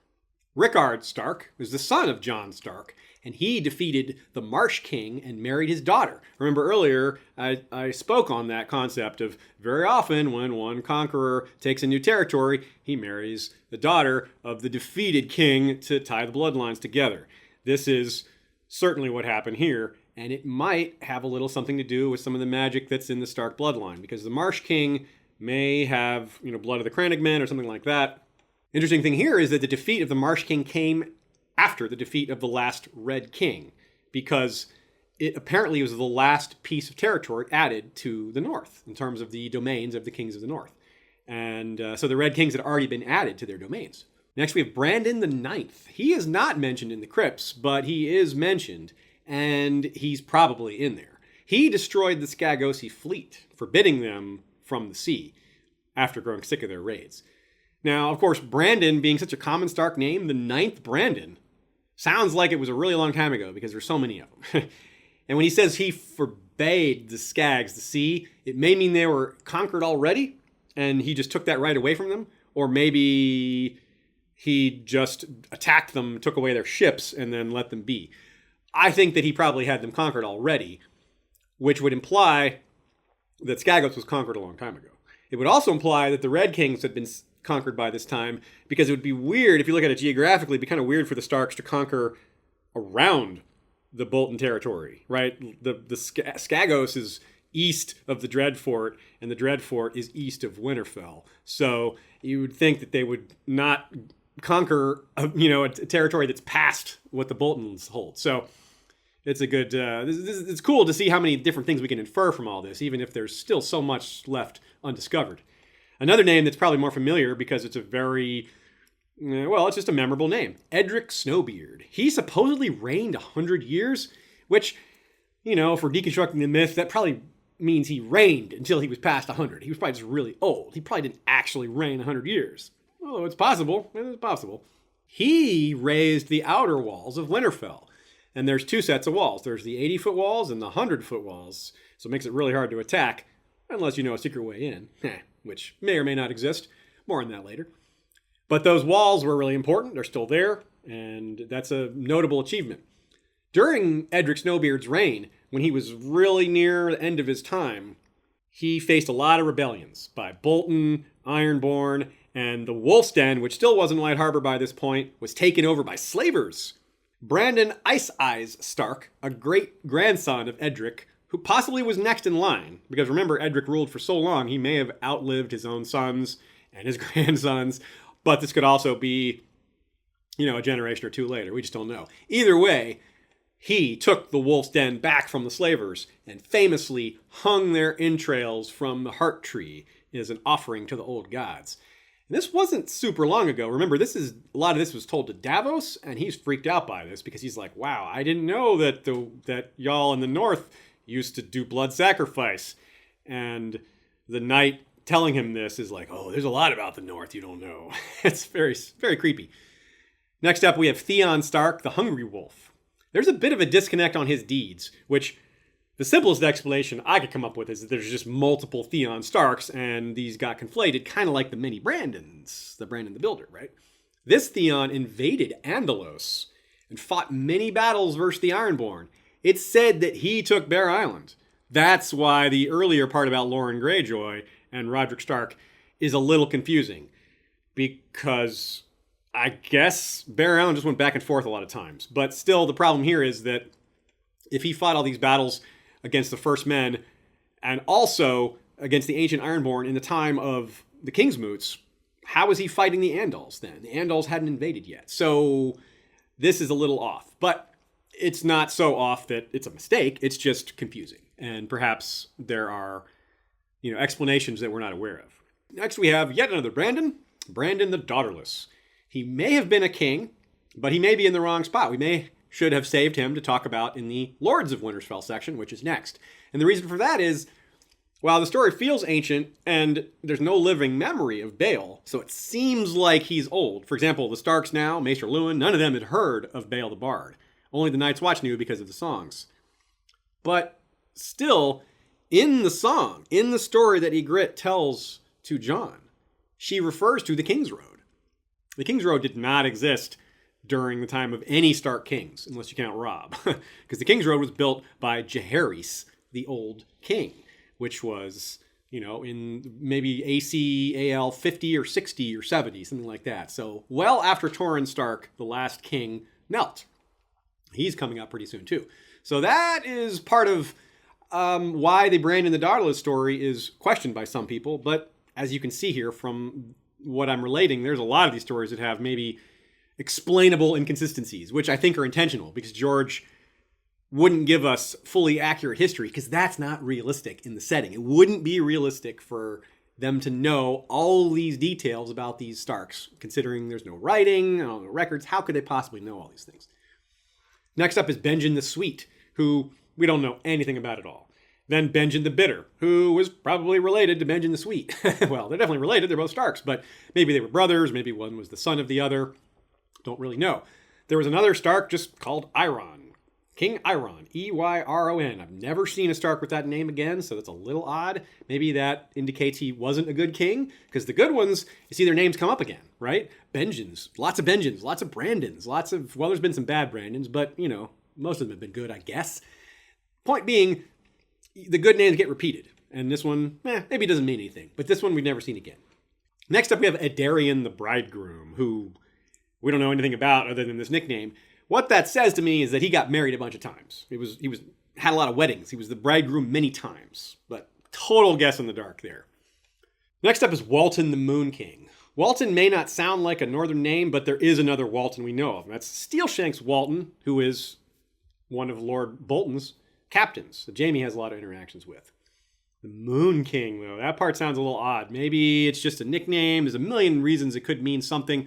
Makes me think of the Arryns, though. It makes me think of the Eyrie, the Moon Door, and the Moon and Falcon on their banner. Maybe he married an Arryn, or maybe his mother or father were Arryn. Probably more likely his mother, but that could explain it. Maybe he had a special liking for the Vale. Who knows? Maybe this moon thing has nothing to do with the Vale at all. Just guessing here. There is Brandon the Bad. There's a King Jorah and a King Jonas. That's cool. We don't know of any other northern Jonases. We know of Jonas Bracken, who is, of House Bracken, and Jorah Mormont. Obviously, we know where that one comes from. Next up is Brandon the Shipwright. And he apparently tried to sail so far to the west over the Sunset Sea and explore what was out there, but he never returned. His son is Brandon the Burner. Now, there's a song called The Burning of the Ships in the north, and it might be about him. Also, it's supposedly Brandon the Burner lived only hundreds of years ago, which to me sounds like near the end of the Stark Kings, as we get into the last king. And the reason that is, not just because it says hundreds of years ago, is because of the burning of the ships. And here's why. Remember back in the day, the Starks were still conquering the north. There were all these other kingdoms. They were not about to go sending expeditions off of the west coast of Westeros when they didn't even control the west coast of Westeros. So it's very likely something that they did after the entire north was conquered, well in hand, and, instead of having to worry about rebellions or as many rebellions and war and all that, they could do things like this, explore. This is one of the few examples that we know of. I'm sure there's others, but this is one of the few examples of a Stark king doing something kind of progressive-ish, like going outside the realm, looking beyond. I guess another example is Ned's father, Rickard, who, with his southward ambitions and all. Another name, and it's the last name before Torrin, the king who knelt, is Edwin, the Spring King. Now, that could mean a lot of things again. These nicknames can be interpreted a lot of different ways, but it could be a king who didn't last very long. He only ruled during the spring. If he only ruled during a spring, that kind of implies he didn't rule very long because, winter's going to come eventually. In other words, just a really cool list of evocative names, but we just can only guess at some of them. I really hope we learn more later. We might. I figure a couple more books left, a couple more trips down to the crypts. Maybe we'll get some more information. Really hope so. But there's more here. That's the last king, but we have the lords. And these we know a little bit more about because they're more recent. Lords of Winterfell. A Clash of Kings, BRAN 7. When the shadows moved, it looked for an instant as if the dead were rising as well. Lyanna and Brandon, Lord Rickard Stark, their father, Lord Edwyle, his father, Lord Willem and his brother, Artos the Implacable, Lord Donor and Lord Baron and Lord Rodwell, One-Eyed Lord Jonel, Lord Barth and Lord Brandon and Lord Cregan, who had fought the Dragon Knight. On their stone chairs they sat with stone wolves at their feet. Starting with, of course, Torrin, the king who knelt, until Robb, the only Stark who had been both lord and king of Winterfell. No idea when Torrin died. There could be quite a few lords between him and the next Stark we know of, who was named Ellard. And just after Torrin knelt, there was some problems in the north. There were a lot of northerners unhappy with the kneeling. And because of the kneeling, a sellsword company formed called the Company of the Rose. It was formed by wild men and, according to some accounts, women from the north who refused to bend the knee. And they went across the narrow sea and did their thing in Essos. Since the Company of the Rose apparently doesn't exist anymore, maybe, we haven't heard of it. Maybe it does exist, but I tend to believe it's gone now. Anyway, Aegon I made a progress, meaning a royal progress. That's when they wander around the country and get cheered at and introduce themselves to all the different lords and ladies. Well, his last progress, this is Aegon the Conqueror, was in 33 AC, and it was to the north. He may have seen Torrin Stark. Maybe Torrin was still alive, though this is 32 years after Torrin knelt, so we could easily see us, on to the next Stark by then, or even two Starks. We probably know that the line continues through Torrin because Torrin did have sons, multiple sons, maybe only two, but maybe a lot more. And we know that these sons wanted to rebel against the Targaryens, or at least apparently they wanted to. So these same sons didn't attend the wedding of their sister to Lord Ronald Arryn, who died before or during his brother's failed coup. So sadly, this sister was killed, and any kids they may have had were killed too, because Jonos, Ronald's brother, killed Ronald and his family.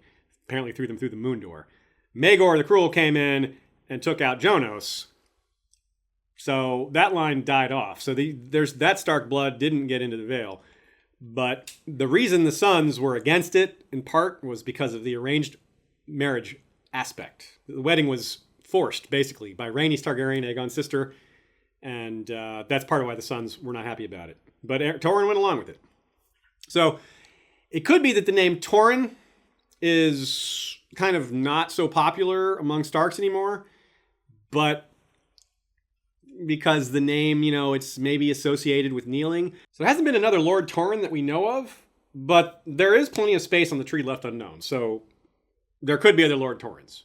The name also pops up elsewhere, such as there's a Torrin Karstark, so it may not be a shameful name, and that's kind of what I'm getting at here. I want to know if the kneeling of Lord Torrin, well, King Torrin, who became Lord Torrin, whether that meant that the name was associated with cowardice or weakness or giving up or capitulation, some of those things.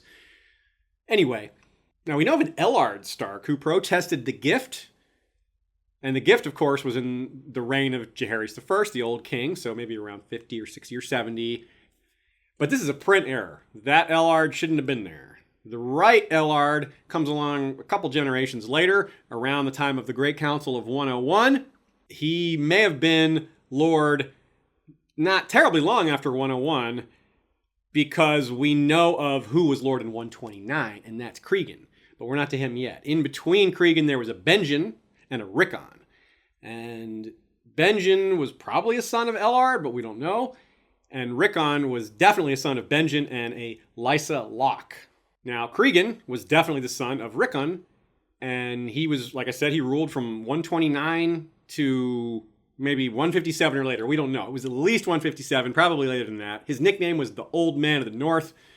He ruled for a long time. He's the son of that Rickon Stark and a lady, Gillian Glover. He had a son named Rickon, so he named his child after his father, his firstborn son anyway. And this was around maybe 131, no later than 131, given that he was born from an Aranori. And Cregan had 3 wives, and Aranori was his first wife. It's important to note that he was unmarried during the famous Hour of the Wolf, which is when he comes down and executes a bunch of people for poisoning the king, even though the king was his enemy. He was, he was hand for one day. Now, his son Rickon fought in the conquest of Dorne, which is interesting. Since Cregan had no other sons, it's interesting that he had his only heir fighting in a dangerous war. But, that's just the Northerners for you. But it's nice to know, or interesting to know at least, that the North fought for the young dragon. This is, of course, the conquest of Dorne in 157. So maybe what we can say here is, since Cregan had an uncle Bernard, maybe that's what was being thought here. It's like, oh, if my son Rickon dies, well, there's plenty of other male Starks. That's always a consideration. Whenever you have only a couple of Starks around, you got to make sure those few are protected, or at least that they breed. There were some other Starks aligned at this time. There was another Benjen, there was a Brandon, and an Elric, and these were all children of Bernard. Born at least 15 years prior to the dance or so. As I said, Cregan ruled a long time. Maybe he was age 70 or so when he died. But one of the interesting details about his life is that he fought Aemon the Dragon Knight. And that is hard to line up with, hard to figure out where it fits in the timeline, because, well, Cregan would have been old when Aemon was still pretty young. And there's almost no way they fought, like, for real, as in they were trying to kill each other. I would guess it was some sort of exhibition or a tournament or something like that. Because Aemon was born in, like, 134. So by the time he's even only 14, we're talking the year 148-ish, Cregan's got to be, maybe already over 40 by then. So, yeah, anyway. And if they fought at some later time, well, then he'd be even older. And the problem in the middle is we have the reign of Baelor the Blessed from 160 to 170. And that guy probably wasn't allowing a lot of, like, tournaments or such. That really doesn't seem like his kind of game. He was, being ultra religious and all that and against violence. So Rickon goes to Dorne and dies. That's the interesting part. And not only does he die, he dies near the end of the war. So it's extra tragic because the war had mostly been won. Forget the fact that the war had to be fought all over again about a year or two later.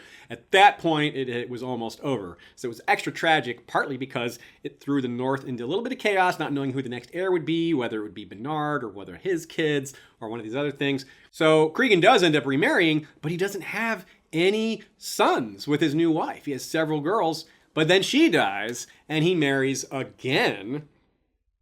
And finally, he has some more sons. In fact, he has a bunch of sons. So the line of the Starks continues through his third wife with his fourth son, which is his fifth son overall. So a lot of Starks were heir and then didn't actually become Lord. Cregan just lasted a long time. After all those different sons and all those different Starks, the one who finally became Lord of Winterfell after Cregan was Jonel, and his nickname was Jonel One-Eye. And his mother was Lyanna Stark. That's right. Cregan's third wife was his cousin, another Stark, kind of like Ned's father and mother, who were cousins, both Starks. He would have been born 132 at the earliest, and he married a Sansa, daughter of his elder half-brother, with a Jane Manderly. Now, they had no kids, and as much as that sounds like an incest marriage, remember that it was his half-brother. So this is a half-brother's child marrying him, so it's not as bad as it sounds. I wouldn't do that kind of thing. But this is clearly over the line in Westeros for not considered an incest marriage, based on the fact that we've seen marriages that are even closer than this that no one seems to bat an eye at. Now, despite the fact that they had no issue, he probably ruled for a while. One thing we hear of from the She-Wolves of Winterfell story, which is an unpublished Dunk and Egg, which is probably going to be the 5th Dunk and Egg story, which refers to a, quote, 5 Lord Starks dying within a close period of time. We know who the 5th one was. That's BRAN. So Jonel has to be number 1. If Jonel had only ruled a short time, it would be 6 Starks within a short time instead of 5, right? Because then we'd have to include Cregan also. So it sounds like Jonel had a good long rule despite not having any kids. And that's okay. He didn't have to have kids because he had a brother named Edric and other brothers, and those brothers had children. Funny that I mentioned Edric because he's the only one of Jonel's younger brothers to not also be Lord of Winterfell. The next Lord of Winterfell was the brother after Edric, which is Barth Blacksword. That's a great name, Barth Blacksword. I wonder if he actually wielded ice in battle. Ice is too large to fight with for most people, but there's bound to be a few large dudes that could wield it, you know? Ned couldn't use it in battle, but maybe this Barth Blacksword did. So, of course, he's still the son of Cregan and Lynara, just like his brother Jonel. And he would have been born, another year or so at the earliest, 133. We do have a rough time frame of his death, somewhere between 184 and 209, because he died during the reign of Daeron II. And he was killed by Skagosi. He fought the Skagosi Rebellion, and since the rebellion took several years to put down, then we're probably talking closer to the year 200 than we are to 209. I'm thinking more on the early end of this time frame than the later because of this rebellion took so long to go out. He also had no children, and again, he was not under a lot of pressure to produce an heir because his younger brothers existed, and at least one of them had kids. So, the next younger brother is Brandon. Yeah, hey, surprise, another Brandon Stark. So, he was born 134 at the earliest, and he presumably finished off the Skagosi Rebellion that claimed his brother's life. Well, that's all we know about him, though, other than that the line passes through him. His son Rodwell, which really is more of a porn star name, I think, than a Stark name, he was the son of Brandon, as we said, and an Alice Karstark. This is who Rickard should have mentioned to Robb regarding kinslaying, by the way. When Rickard Karstark is about to be executed by Robb Stark, he says, our families, go back 1,000 years. He could have pointed to a much more recent example, but whatever. That's nitpicking. We don't know what killed Rodwell. Maybe the Great Spring Sickness? We don't know. He may have, but he didn't live very long. Again, 5 Lord Starks died in a relatively short period of time, so there's no chance it was a long rule. And he also had no kids, even though he also married a Manderly, a Miriam Manderly. Next is Baron Stark, who is son of the same Brandon and this Alice Karstark again. Now, he died circa 211. We have a much better time frame on him, because he's the one that's slowly dying from his wounds suffered at the hands of Dagon Greyjoy and his Reavers during Dagon Greyjoy's rebellion.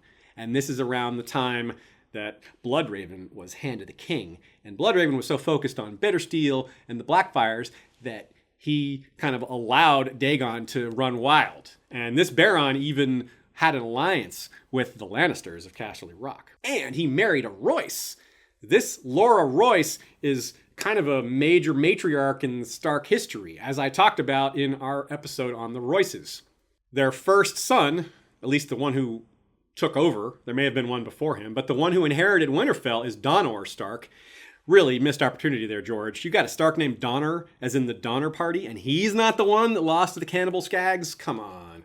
Before we knew this, we knew the name of Donner before we knew which Stark died when. A bunch of us on the forums used to be so sure that Donner would be the one killed by the Skags because we figured that was George's sense of humor, but nope, we were wrong. Anyway, he was too young to marry, most likely, and still died really young. So, next up, we have Willem Stark, who is also the son of Baron and Laura. And he was born sometime before 211 because Baron died in 211. So clearly he had to, unless there was one of those things where his mother got pregnant and then his father dies before he's born. But that's only a 9-month time frame. So Willem is the one who is brother of the non-Lord Artos the Implacable, who got a statue. Willem was killed by Raymond Redbeard, the Wildling King, in 226. Artos killed Raymond and then angrily demanded that the Night's Watch handle all the burying of the dead because they didn't do their job and let this wildling raider get so far into the north. Artos, as I said much earlier in this episode, very likely ruled as a proxy for his young nephew Edwile. Edwile was the son of Willem, and since Willem died young, there's basically no way Edwile was more than a few years old. Maybe he could have been like 9, but we really don't think so. He was the son, again, of Willem and Melantha Blackwood, and this is Willem's second wife. His elder half-brother died very young. This is Edwile's elder half-brother, and this story is mentioned by Old Nan. She refers to her coming to be a wet nurse to Winterfell, and at that time there was a young Brandon who died around maybe 2 or 3 years old, and Old Nan kind of refers to Bran and kind of in the same way, like refers to them familiarly that way. Now, Edwile had a sister named Jocelyn who married back into the Royce family. So that's their grandmother, right? Edwile's grandmother was a Royce. So that's cool. So they kept apparently kept their good ties there. There was a huge, horrible winter from 230 to 236. So this is what Edwile lived through as a young boy. He probably came of age just after that. So he had a rough upbringing living through that winter. He had tough times. And that may speak to why Rickard was a bit like the way he was. Although, to be fair, we don't actually know a lot about Rickard, but other than that, he was the son of Edwile and a Locke, Marna Locke, and he died in 282, of course, thanks to the Mad King. We all know that story well. I don't need to repeat that one. Finally, now we get to Ned Stark himself. As I said before, he's the son of Lyanna Stark and Rickard. Lyanna being Rickard's first cousin. Lyanna also having a very similar name to the previous Stark cousin marriage that we see, which is a Lyanna marrying Cregan. Lyanna is a daughter of Roderick, the Wandering Wolf, and Arya Flint.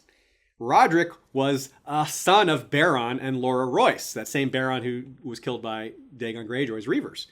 So this is kind of funny because it means that Ned's great-grandmother Laura is also his great-great-grandmother Laura.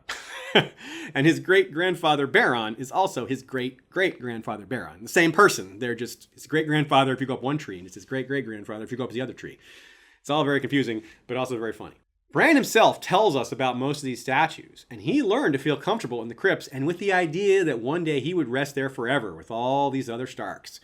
But instead, it might not happen. He may be destined to rest forever in a living weirwood throne instead of a dead stone one.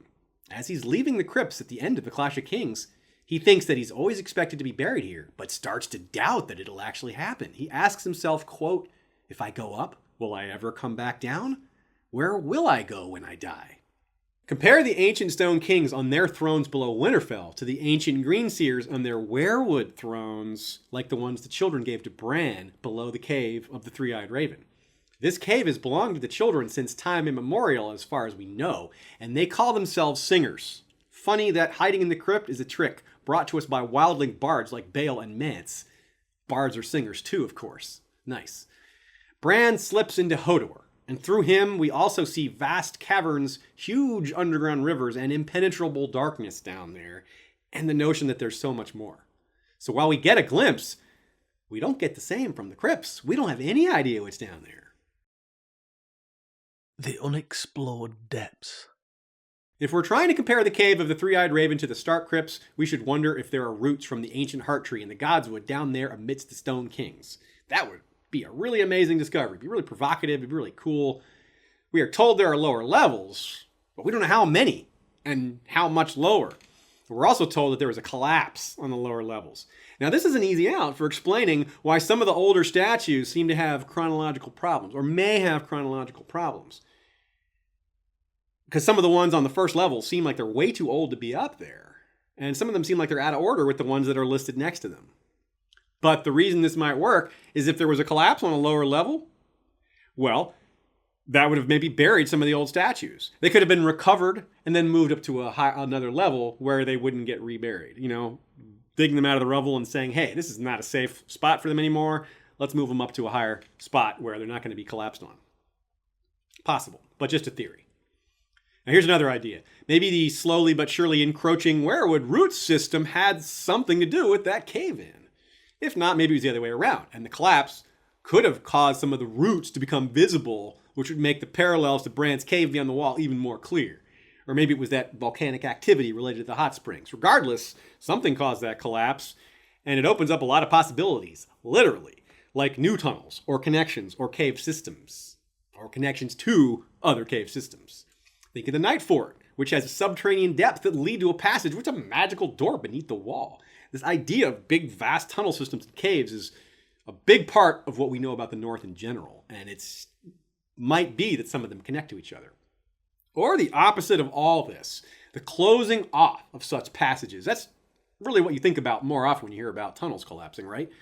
Maybe the burying of some of the ancient kings happened along this. Maybe the new current Starks aren't aware of the fact that some of their most ancient ancestors are buried beneath the rubble, not that far down below the earth. Either way, though, it's a literal and figurative dead end. If there's no way out, or if the narrative never takes us to these depths, there's nothing much more to say other than, damn. But if there's something, and I think there probably is, what could it be? Well, we talked about the possibility of a passageway out. It's a fairly popular idea. Like, again, what Mance and Abel were looking for. It could explain, if it does exist, how Bale and his Stark bride lasted so long in the crypts. We're told they were down there like a year, which is kind of hard to believe. Like, where were they getting food? Were they sneaking out every once in a while to grab food? It would make a lot more sense if they had a back way out and it could just go out and hunt or something. And if somehow the dragon Vermax did lay eggs down there, again, it doesn't make sense for him to enter through the crypt door. But if there's some tunnel out there in the wilderness and he goes through that way, that makes sense. If he goes through some sort of outdoor cave that's wider, that, again, would work. So if such a way in and out does exist, it could be huge, especially if discovered by someone during, say, I don't know, a siege of Winterfell, especially if that someone isn't among the living. Can you imagine the dead finding a secret way into Winterfell while the living are besieged there? Yikes. Well, I guess we'll just have to wait and see on that account. But I hope you're now as convinced as we are, if you weren't already, that the crypts have been in the series through and appear poised to continue along that path as a really important factor. And I'm guessing we're going to get a surprise or two. Some of the surprises in this series have such powerful emotional resonance that they stay with us as human beings, meaning in daily life, as if they were real. But if we're really delving into the heart of the matter, you don't reread a book to be surprised again. You'd need one of those memory wiping devices from the Men in Black or something. A Song of Ice and Fire has amazing action and tension and payoffs, but the characters, the human stories, are the real hook for a huge portion of the deeper fandom and probably a bigger part of why people reread. So any surprises we get from the Crypts of Winterfell will be gravy, because the Crypts have already given the story so much via the characters themselves just being down there and confronting how it makes them feel and what it makes them feel. Or at least dreaming of it if they're not down there, like in Jon's case. And beyond their historical and collective significance, the crypts have deeply personal significance to the characters who have inhabited Winterfell. In particular, Bran, Jon, and Theon's arcs are tied to the crypts in ways that reflect each of their relationships to the castle and the Stark name, and how these relationships differ from each other. Martin tends to be very careful with his choice of words, and how he writes about the crypts is telling. For Bran, the crypts are, quote, our place, a Stark place. He feels in tune and in harmony with them on a metaphysical level as he does with the rest of the castle. Both Bran and Rickon dream about their father in the crypts, in their place, after Ned is executed. When the older Stark brother then wanders through the crypts on Hodor's back, he names each king and lord in turn, demonstrating not only his knowledge, but his sense of belonging. He reaffirms his place here, silently asserting that he too might rest down here one day, and that this would be right and proper, the will of the gods. Sure, the crypts are spooky for a little kid at first, but as we saw, it became a place where the Stark kids would play. And ultimately, it's a source of comfort and refuge, a touchstone of his identity. When the world thinks Bran dead, he is in truth reborn from this hall of death in the crypts. It's as if his ancestors, marking the boy as one of their own, have stepped back into the realm of the living to shield him from their family's foes, preserving a scrap of House Stark when all increasingly seems lost. He and his companions take swords from the crypts, which is rumored to unleash the ghosts within, but one never gets the sense that they would actually trouble Bran. Other people, sure. He is in so many ways the ultimate Stark, the keeper of the flame, the eyes in the heart tree, heir and namesake of Bran the Builder. So for his arc, the crypts represent death, not as finality, but as eternal recurrence, as resurrection. Rarely are the Fisher King tropes in Bran's story more pronounced than here. He is Winterfell. And as he says, it's not dead either. Even when the only unbroken part of it houses the dead. Meaning when Winterfell's been burned by Ramsay, he says the castle itself is not dead. Our bodies feed the soil, the plants grow accordingly, and the wolves will come again. For Theon, the crypts are exactly the opposite. A reminder that he does not belong here. That he will always be seen as an invader, an outsider, even though he lived in Winterfell half his life. A Dance with Dragons, the Turncloak. Theon had never felt comfortable in the crypts. He could feel the Stone King staring down at him with their stone eyes, stone fingers curled around the hilts of rusted longswords. Not had any love for Ironborn. The sense of harmony and belonging experienced by Bran is utterly denied Theon. Barbary's dry comment that all my favorite Starks are dead applies to Theon as well, but unlike Bran, he can find no closure nor catharsis here because he feels so guilty about Robb. In other words, Theon's relationship to Winterfell torments rather than comforts him, and the crypts bring that to the fore. For Theon, quote, there's nothing down there but dead Starks, because he lacks Bran's magical and historical connection to the place, and thus can only feel judged by the dead eyes. Just before taking Lady Barbary down there, Theon pauses to note that, quote, the gods could not kill Bran no more than I could. It was a strange thought, and stranger still to remember that Bran might still be alive.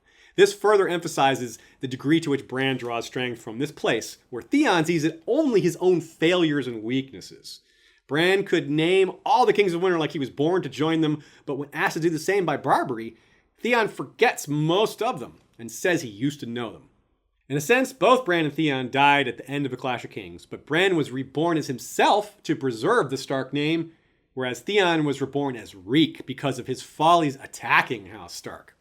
Throughout A Dance with Dragons, Theon is seesawing between the man he was and the man, Reek, that Ramsay's torture regimen transformed him into. What he fears, what Ramsay has instilled in him, is that the old Theon is dead and gone and has no resting place. He does not belong in the crypts, and so is doomed to wander the earth. Quote, there are ghosts in Winterfell, and I am one of them. And that's fitting because the whole idea of a ghost is a spirit that can't rest. And then finally there's Jon, caught in between as he so often is. You could argue that his relationship to the crypts, and thus Winterfell as a whole, is half Bran's and half Theon's. Not insider nor outsider, but both and neither. Unlike Theon, he doesn't have the status of violent other keeping him at arm's length from House Stark. Jon was not brought to Winterfell as a hostage, nor did he ever claim it for himself. Indeed, he specifically rejected it when offered. But unlike Bran, he's not a true Stark, so the crypts were not built to house his eternal remains. As such, the crypts keep calling to him in his dreams, and yet he is always alone there, seeing the oneness Bran experiences as if from behind glass. A Storm of Swords, Sam 4. I don't even dream of ghosts anymore. All my dreams are of the crypts, of the Stone Kings on their thrones. Sometimes I hear Robb's voice, and my father's, as if they were at a feast, but there's a wall between us, and I know that no place has been set for me. The living have no place at the feasts of the dead. It tore the heart from Sam to hold his silence then. Bran's not dead, Jon, he wanted to say.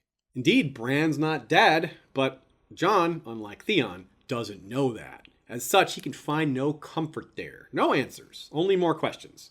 Even Theon has a non-Stark identity he can fall back on, one which may prove his post-Reek salvation.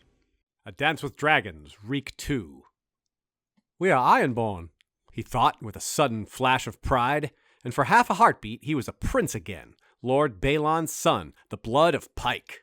Jon has no such consolation, because Ned never made it back to tell his ostensible bastard about his true parentage.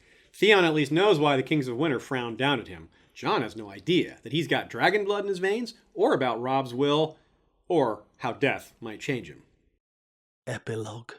We have 2 more short topics regarding 2 characters that we'll present briefly for your consideration. The 2 are related, the topics themselves and the characters. Sadly, both of them are dead, and their remains both belong in the crypts, but aren't. Robb's tomb. Though some, perhaps many, will claim Robb Stark's realm and crown were never valid, those people will mostly be in the South.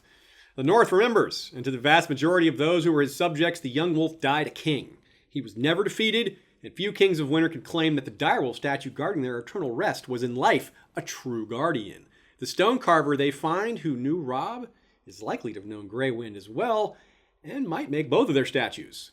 So we can expect that when his likeness is carved and placed in the Crypts of Winterfell, it will be as King Robb, not Lord Robb.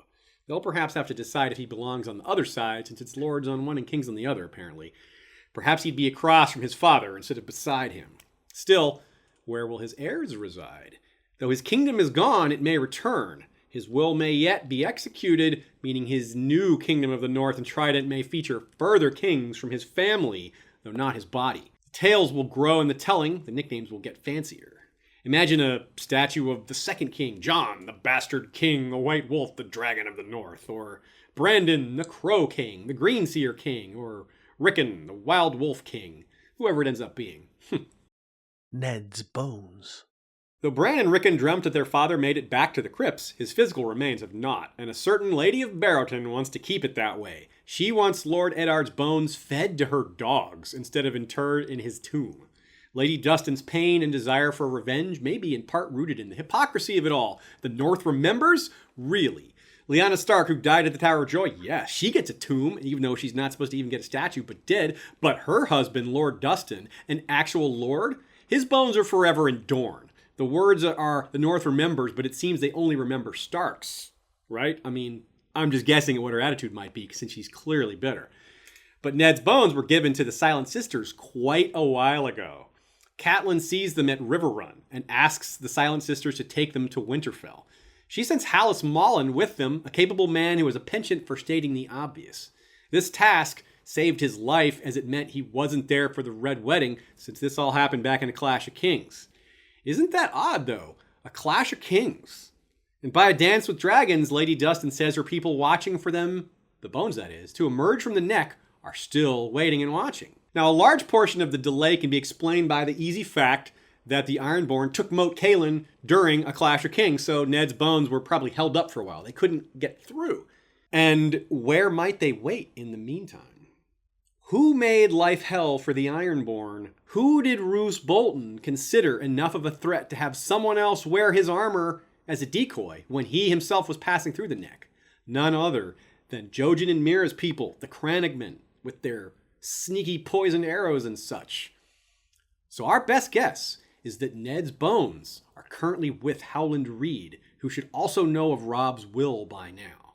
Another great example of George R. R. Martin managing several plots at once, with stories within stories and plots within plots, and yet another connection to the Crypts of Winterfell. Lots of people to thank for this episode, as usual. Thanks to ASOIAF for all the video work, the production, and a lot of other things that happened behind the scenes that we couldn't possibly mention all of. Thanks for the writing help from Rhaenys Targaryen and Emmett Booth, a.k.a. Poor Quentin. Female voices for this episode were done by McCall Schick of the Vassals of Kingsgrave podcast, as well as Hypable.com.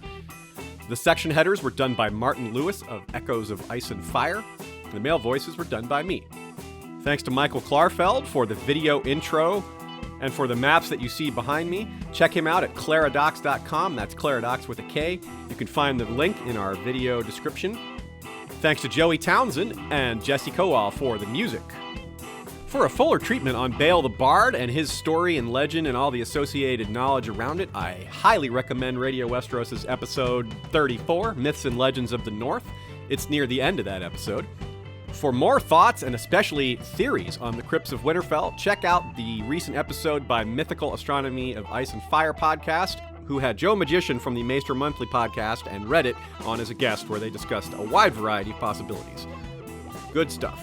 Thanks to anyone who has given a donation to History of Westeros. Not everyone wants to use Patreon. If you want to do a regular donation, just go to historyofwesteros.com and click on the donate button, which will give you a PayPal link.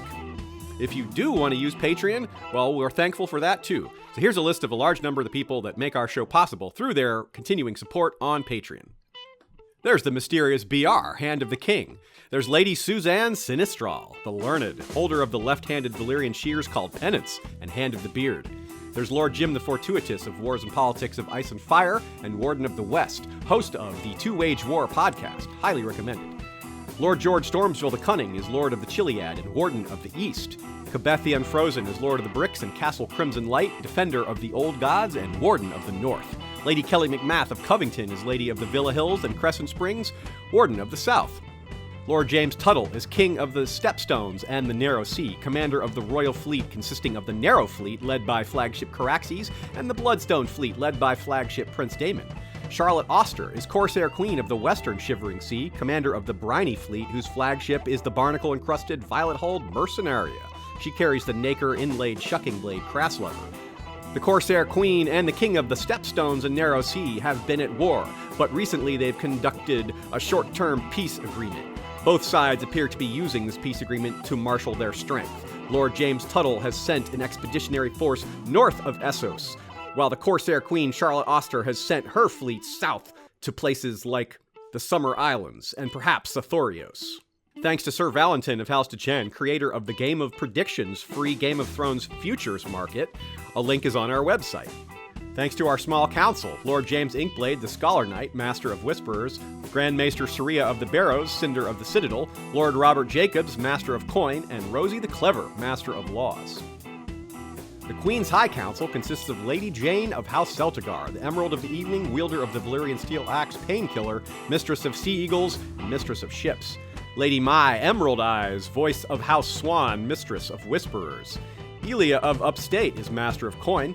Grand Maester M. Elizabeth is middle daughter of Lyanna Mormont, First Lady to forge both the Silver and Valyrian Steel Link. And Bold Betha of House Copperhook. Still waters run deep, and she's Master of Laws. Lady Direliz of Castle Naki is the Alpha Patron. Lord Dan of the Red Mountains and Castle Great Bell is Breaker of the Second Stone. Lord Skip of the Veld is Lord of Castle Ganges. Gregor the Toasty is Lord of the Breadford. Alicia Everlasting of the Green Blood is Lady of Desert Rose. Lord Ryan of Castle Stonegate is Guardian of the Rocky Mountain Pass. Lord Garin de Haviland is of Devil's Hand Keep. Ashlyn Winter is the Hawk's Eye and Lady of Castle Skyfall. Lady Mikkel of Moonacre is leader of the Werewood Protectorate Alliance. The Lord of the Halls of Castle Hillcrest is wielder of the Valyrian Steel Machete Everglazed. Lord Alistair Whitaker is Lord of the Dawnhold. Lord Bemmy Snugglebunny is guardian of the Hidden 100-Acre Werewood, dual-wielding Glorious Morning and Little Light Wise. Brian the Defender is Lord of the Spearfort and the Freelands. Last Scion of Clan McCulloch, Strength and Courage. The Bastard of the Wolfswood is First Forester of the Old Gods, sworn to House Ironwerewood. Listen for the silence. Connor the Dungeon Master is Lord of Catamount Keep and Guardian of the Smoky Mountain Pass. Lady Baelish is Dark Widow of Harrenhal. Lord Sidney Jesse is the Fallborn and Lord of Blue Spring. Nevessa the Twin-Hearted is Suspected Skin Changer, is holder of Castle Carahelm. Our King's Justice is Sir Troy the Steady, wielder of the Valyrian Steel Blade Fate. Our Kingsguard is led by the Smiling Wolves, Lord Commander Stephen Stark, cartographer of kings who earned a white cloak through wisdom and learning as much as skill at arms. Sir Andrew the Dragonseed Prophet is longest tenured white sword. Sir Dolorous D, Sir Garen the Red, Knight of the Forums. Willa Crowsbane, Guardian of White Tree, First Lady of the Freefolk. Sir Brian, the Bastard of the Riverlands, and Sir Tad the Untitled round out our Kingsguard. Our Queensguard is led by Lord Captain Commander Haema Helminth, the Sellsword Sentinel. Lady Nymeria of House Seapurtle. Alexander of House Atreides from the Seat of Dune, I must not fear. Fear is the mind killer. Jane Grey, Becca the Bard, Songbird of the North, and Sir Eric Redbeard Odinson, wielder of Tempest, a monstrous warhammer. Our Beard Guards commanded by Lord Commander George the Golden. Sir Joshua Oakhart is the White Oak. Lady Rita of the Coppermane is the Unbound. Dance the Fervor. Sir Jeff, Warden of the AC, is wielder of Triad, the multifaceted beard of Platinum, Red and Brown. Stay frosty. And Michonne the Melodious is Star of Old Town, Minds over Masters. And also, the History of Westeros Night's Watch. Lord Commander Daenerys Flint of the Night Fort is avenging the memory of brave Dany and taking the lead. Also, First Ranger Fabian Flowers, the Bastard of Greenshield. First Builder Patchface of Motley Wisdom. And First Steward Sir Jurion of the Torrentine, called Palewind. Some other recent patrons who have signed on include Shane of House Holonomy, Shepherd of Gerbies, Linnea of Ashai, called Firepalm, Sir Christopher of House Gavigan, Dread Are Coming, Sir Larry of House Legion, Strength in Numbers, Lady Mage the Scholar, Sir Dundee of House Outback, wielder of the great knife Crocodile Tooth, Sir James Goldenchain of House Fetters, and Sir Rambo, Knight of House Gannon, First Blood. And that's all for this episode. Thanks to everyone for listening, and Valar Rereadus.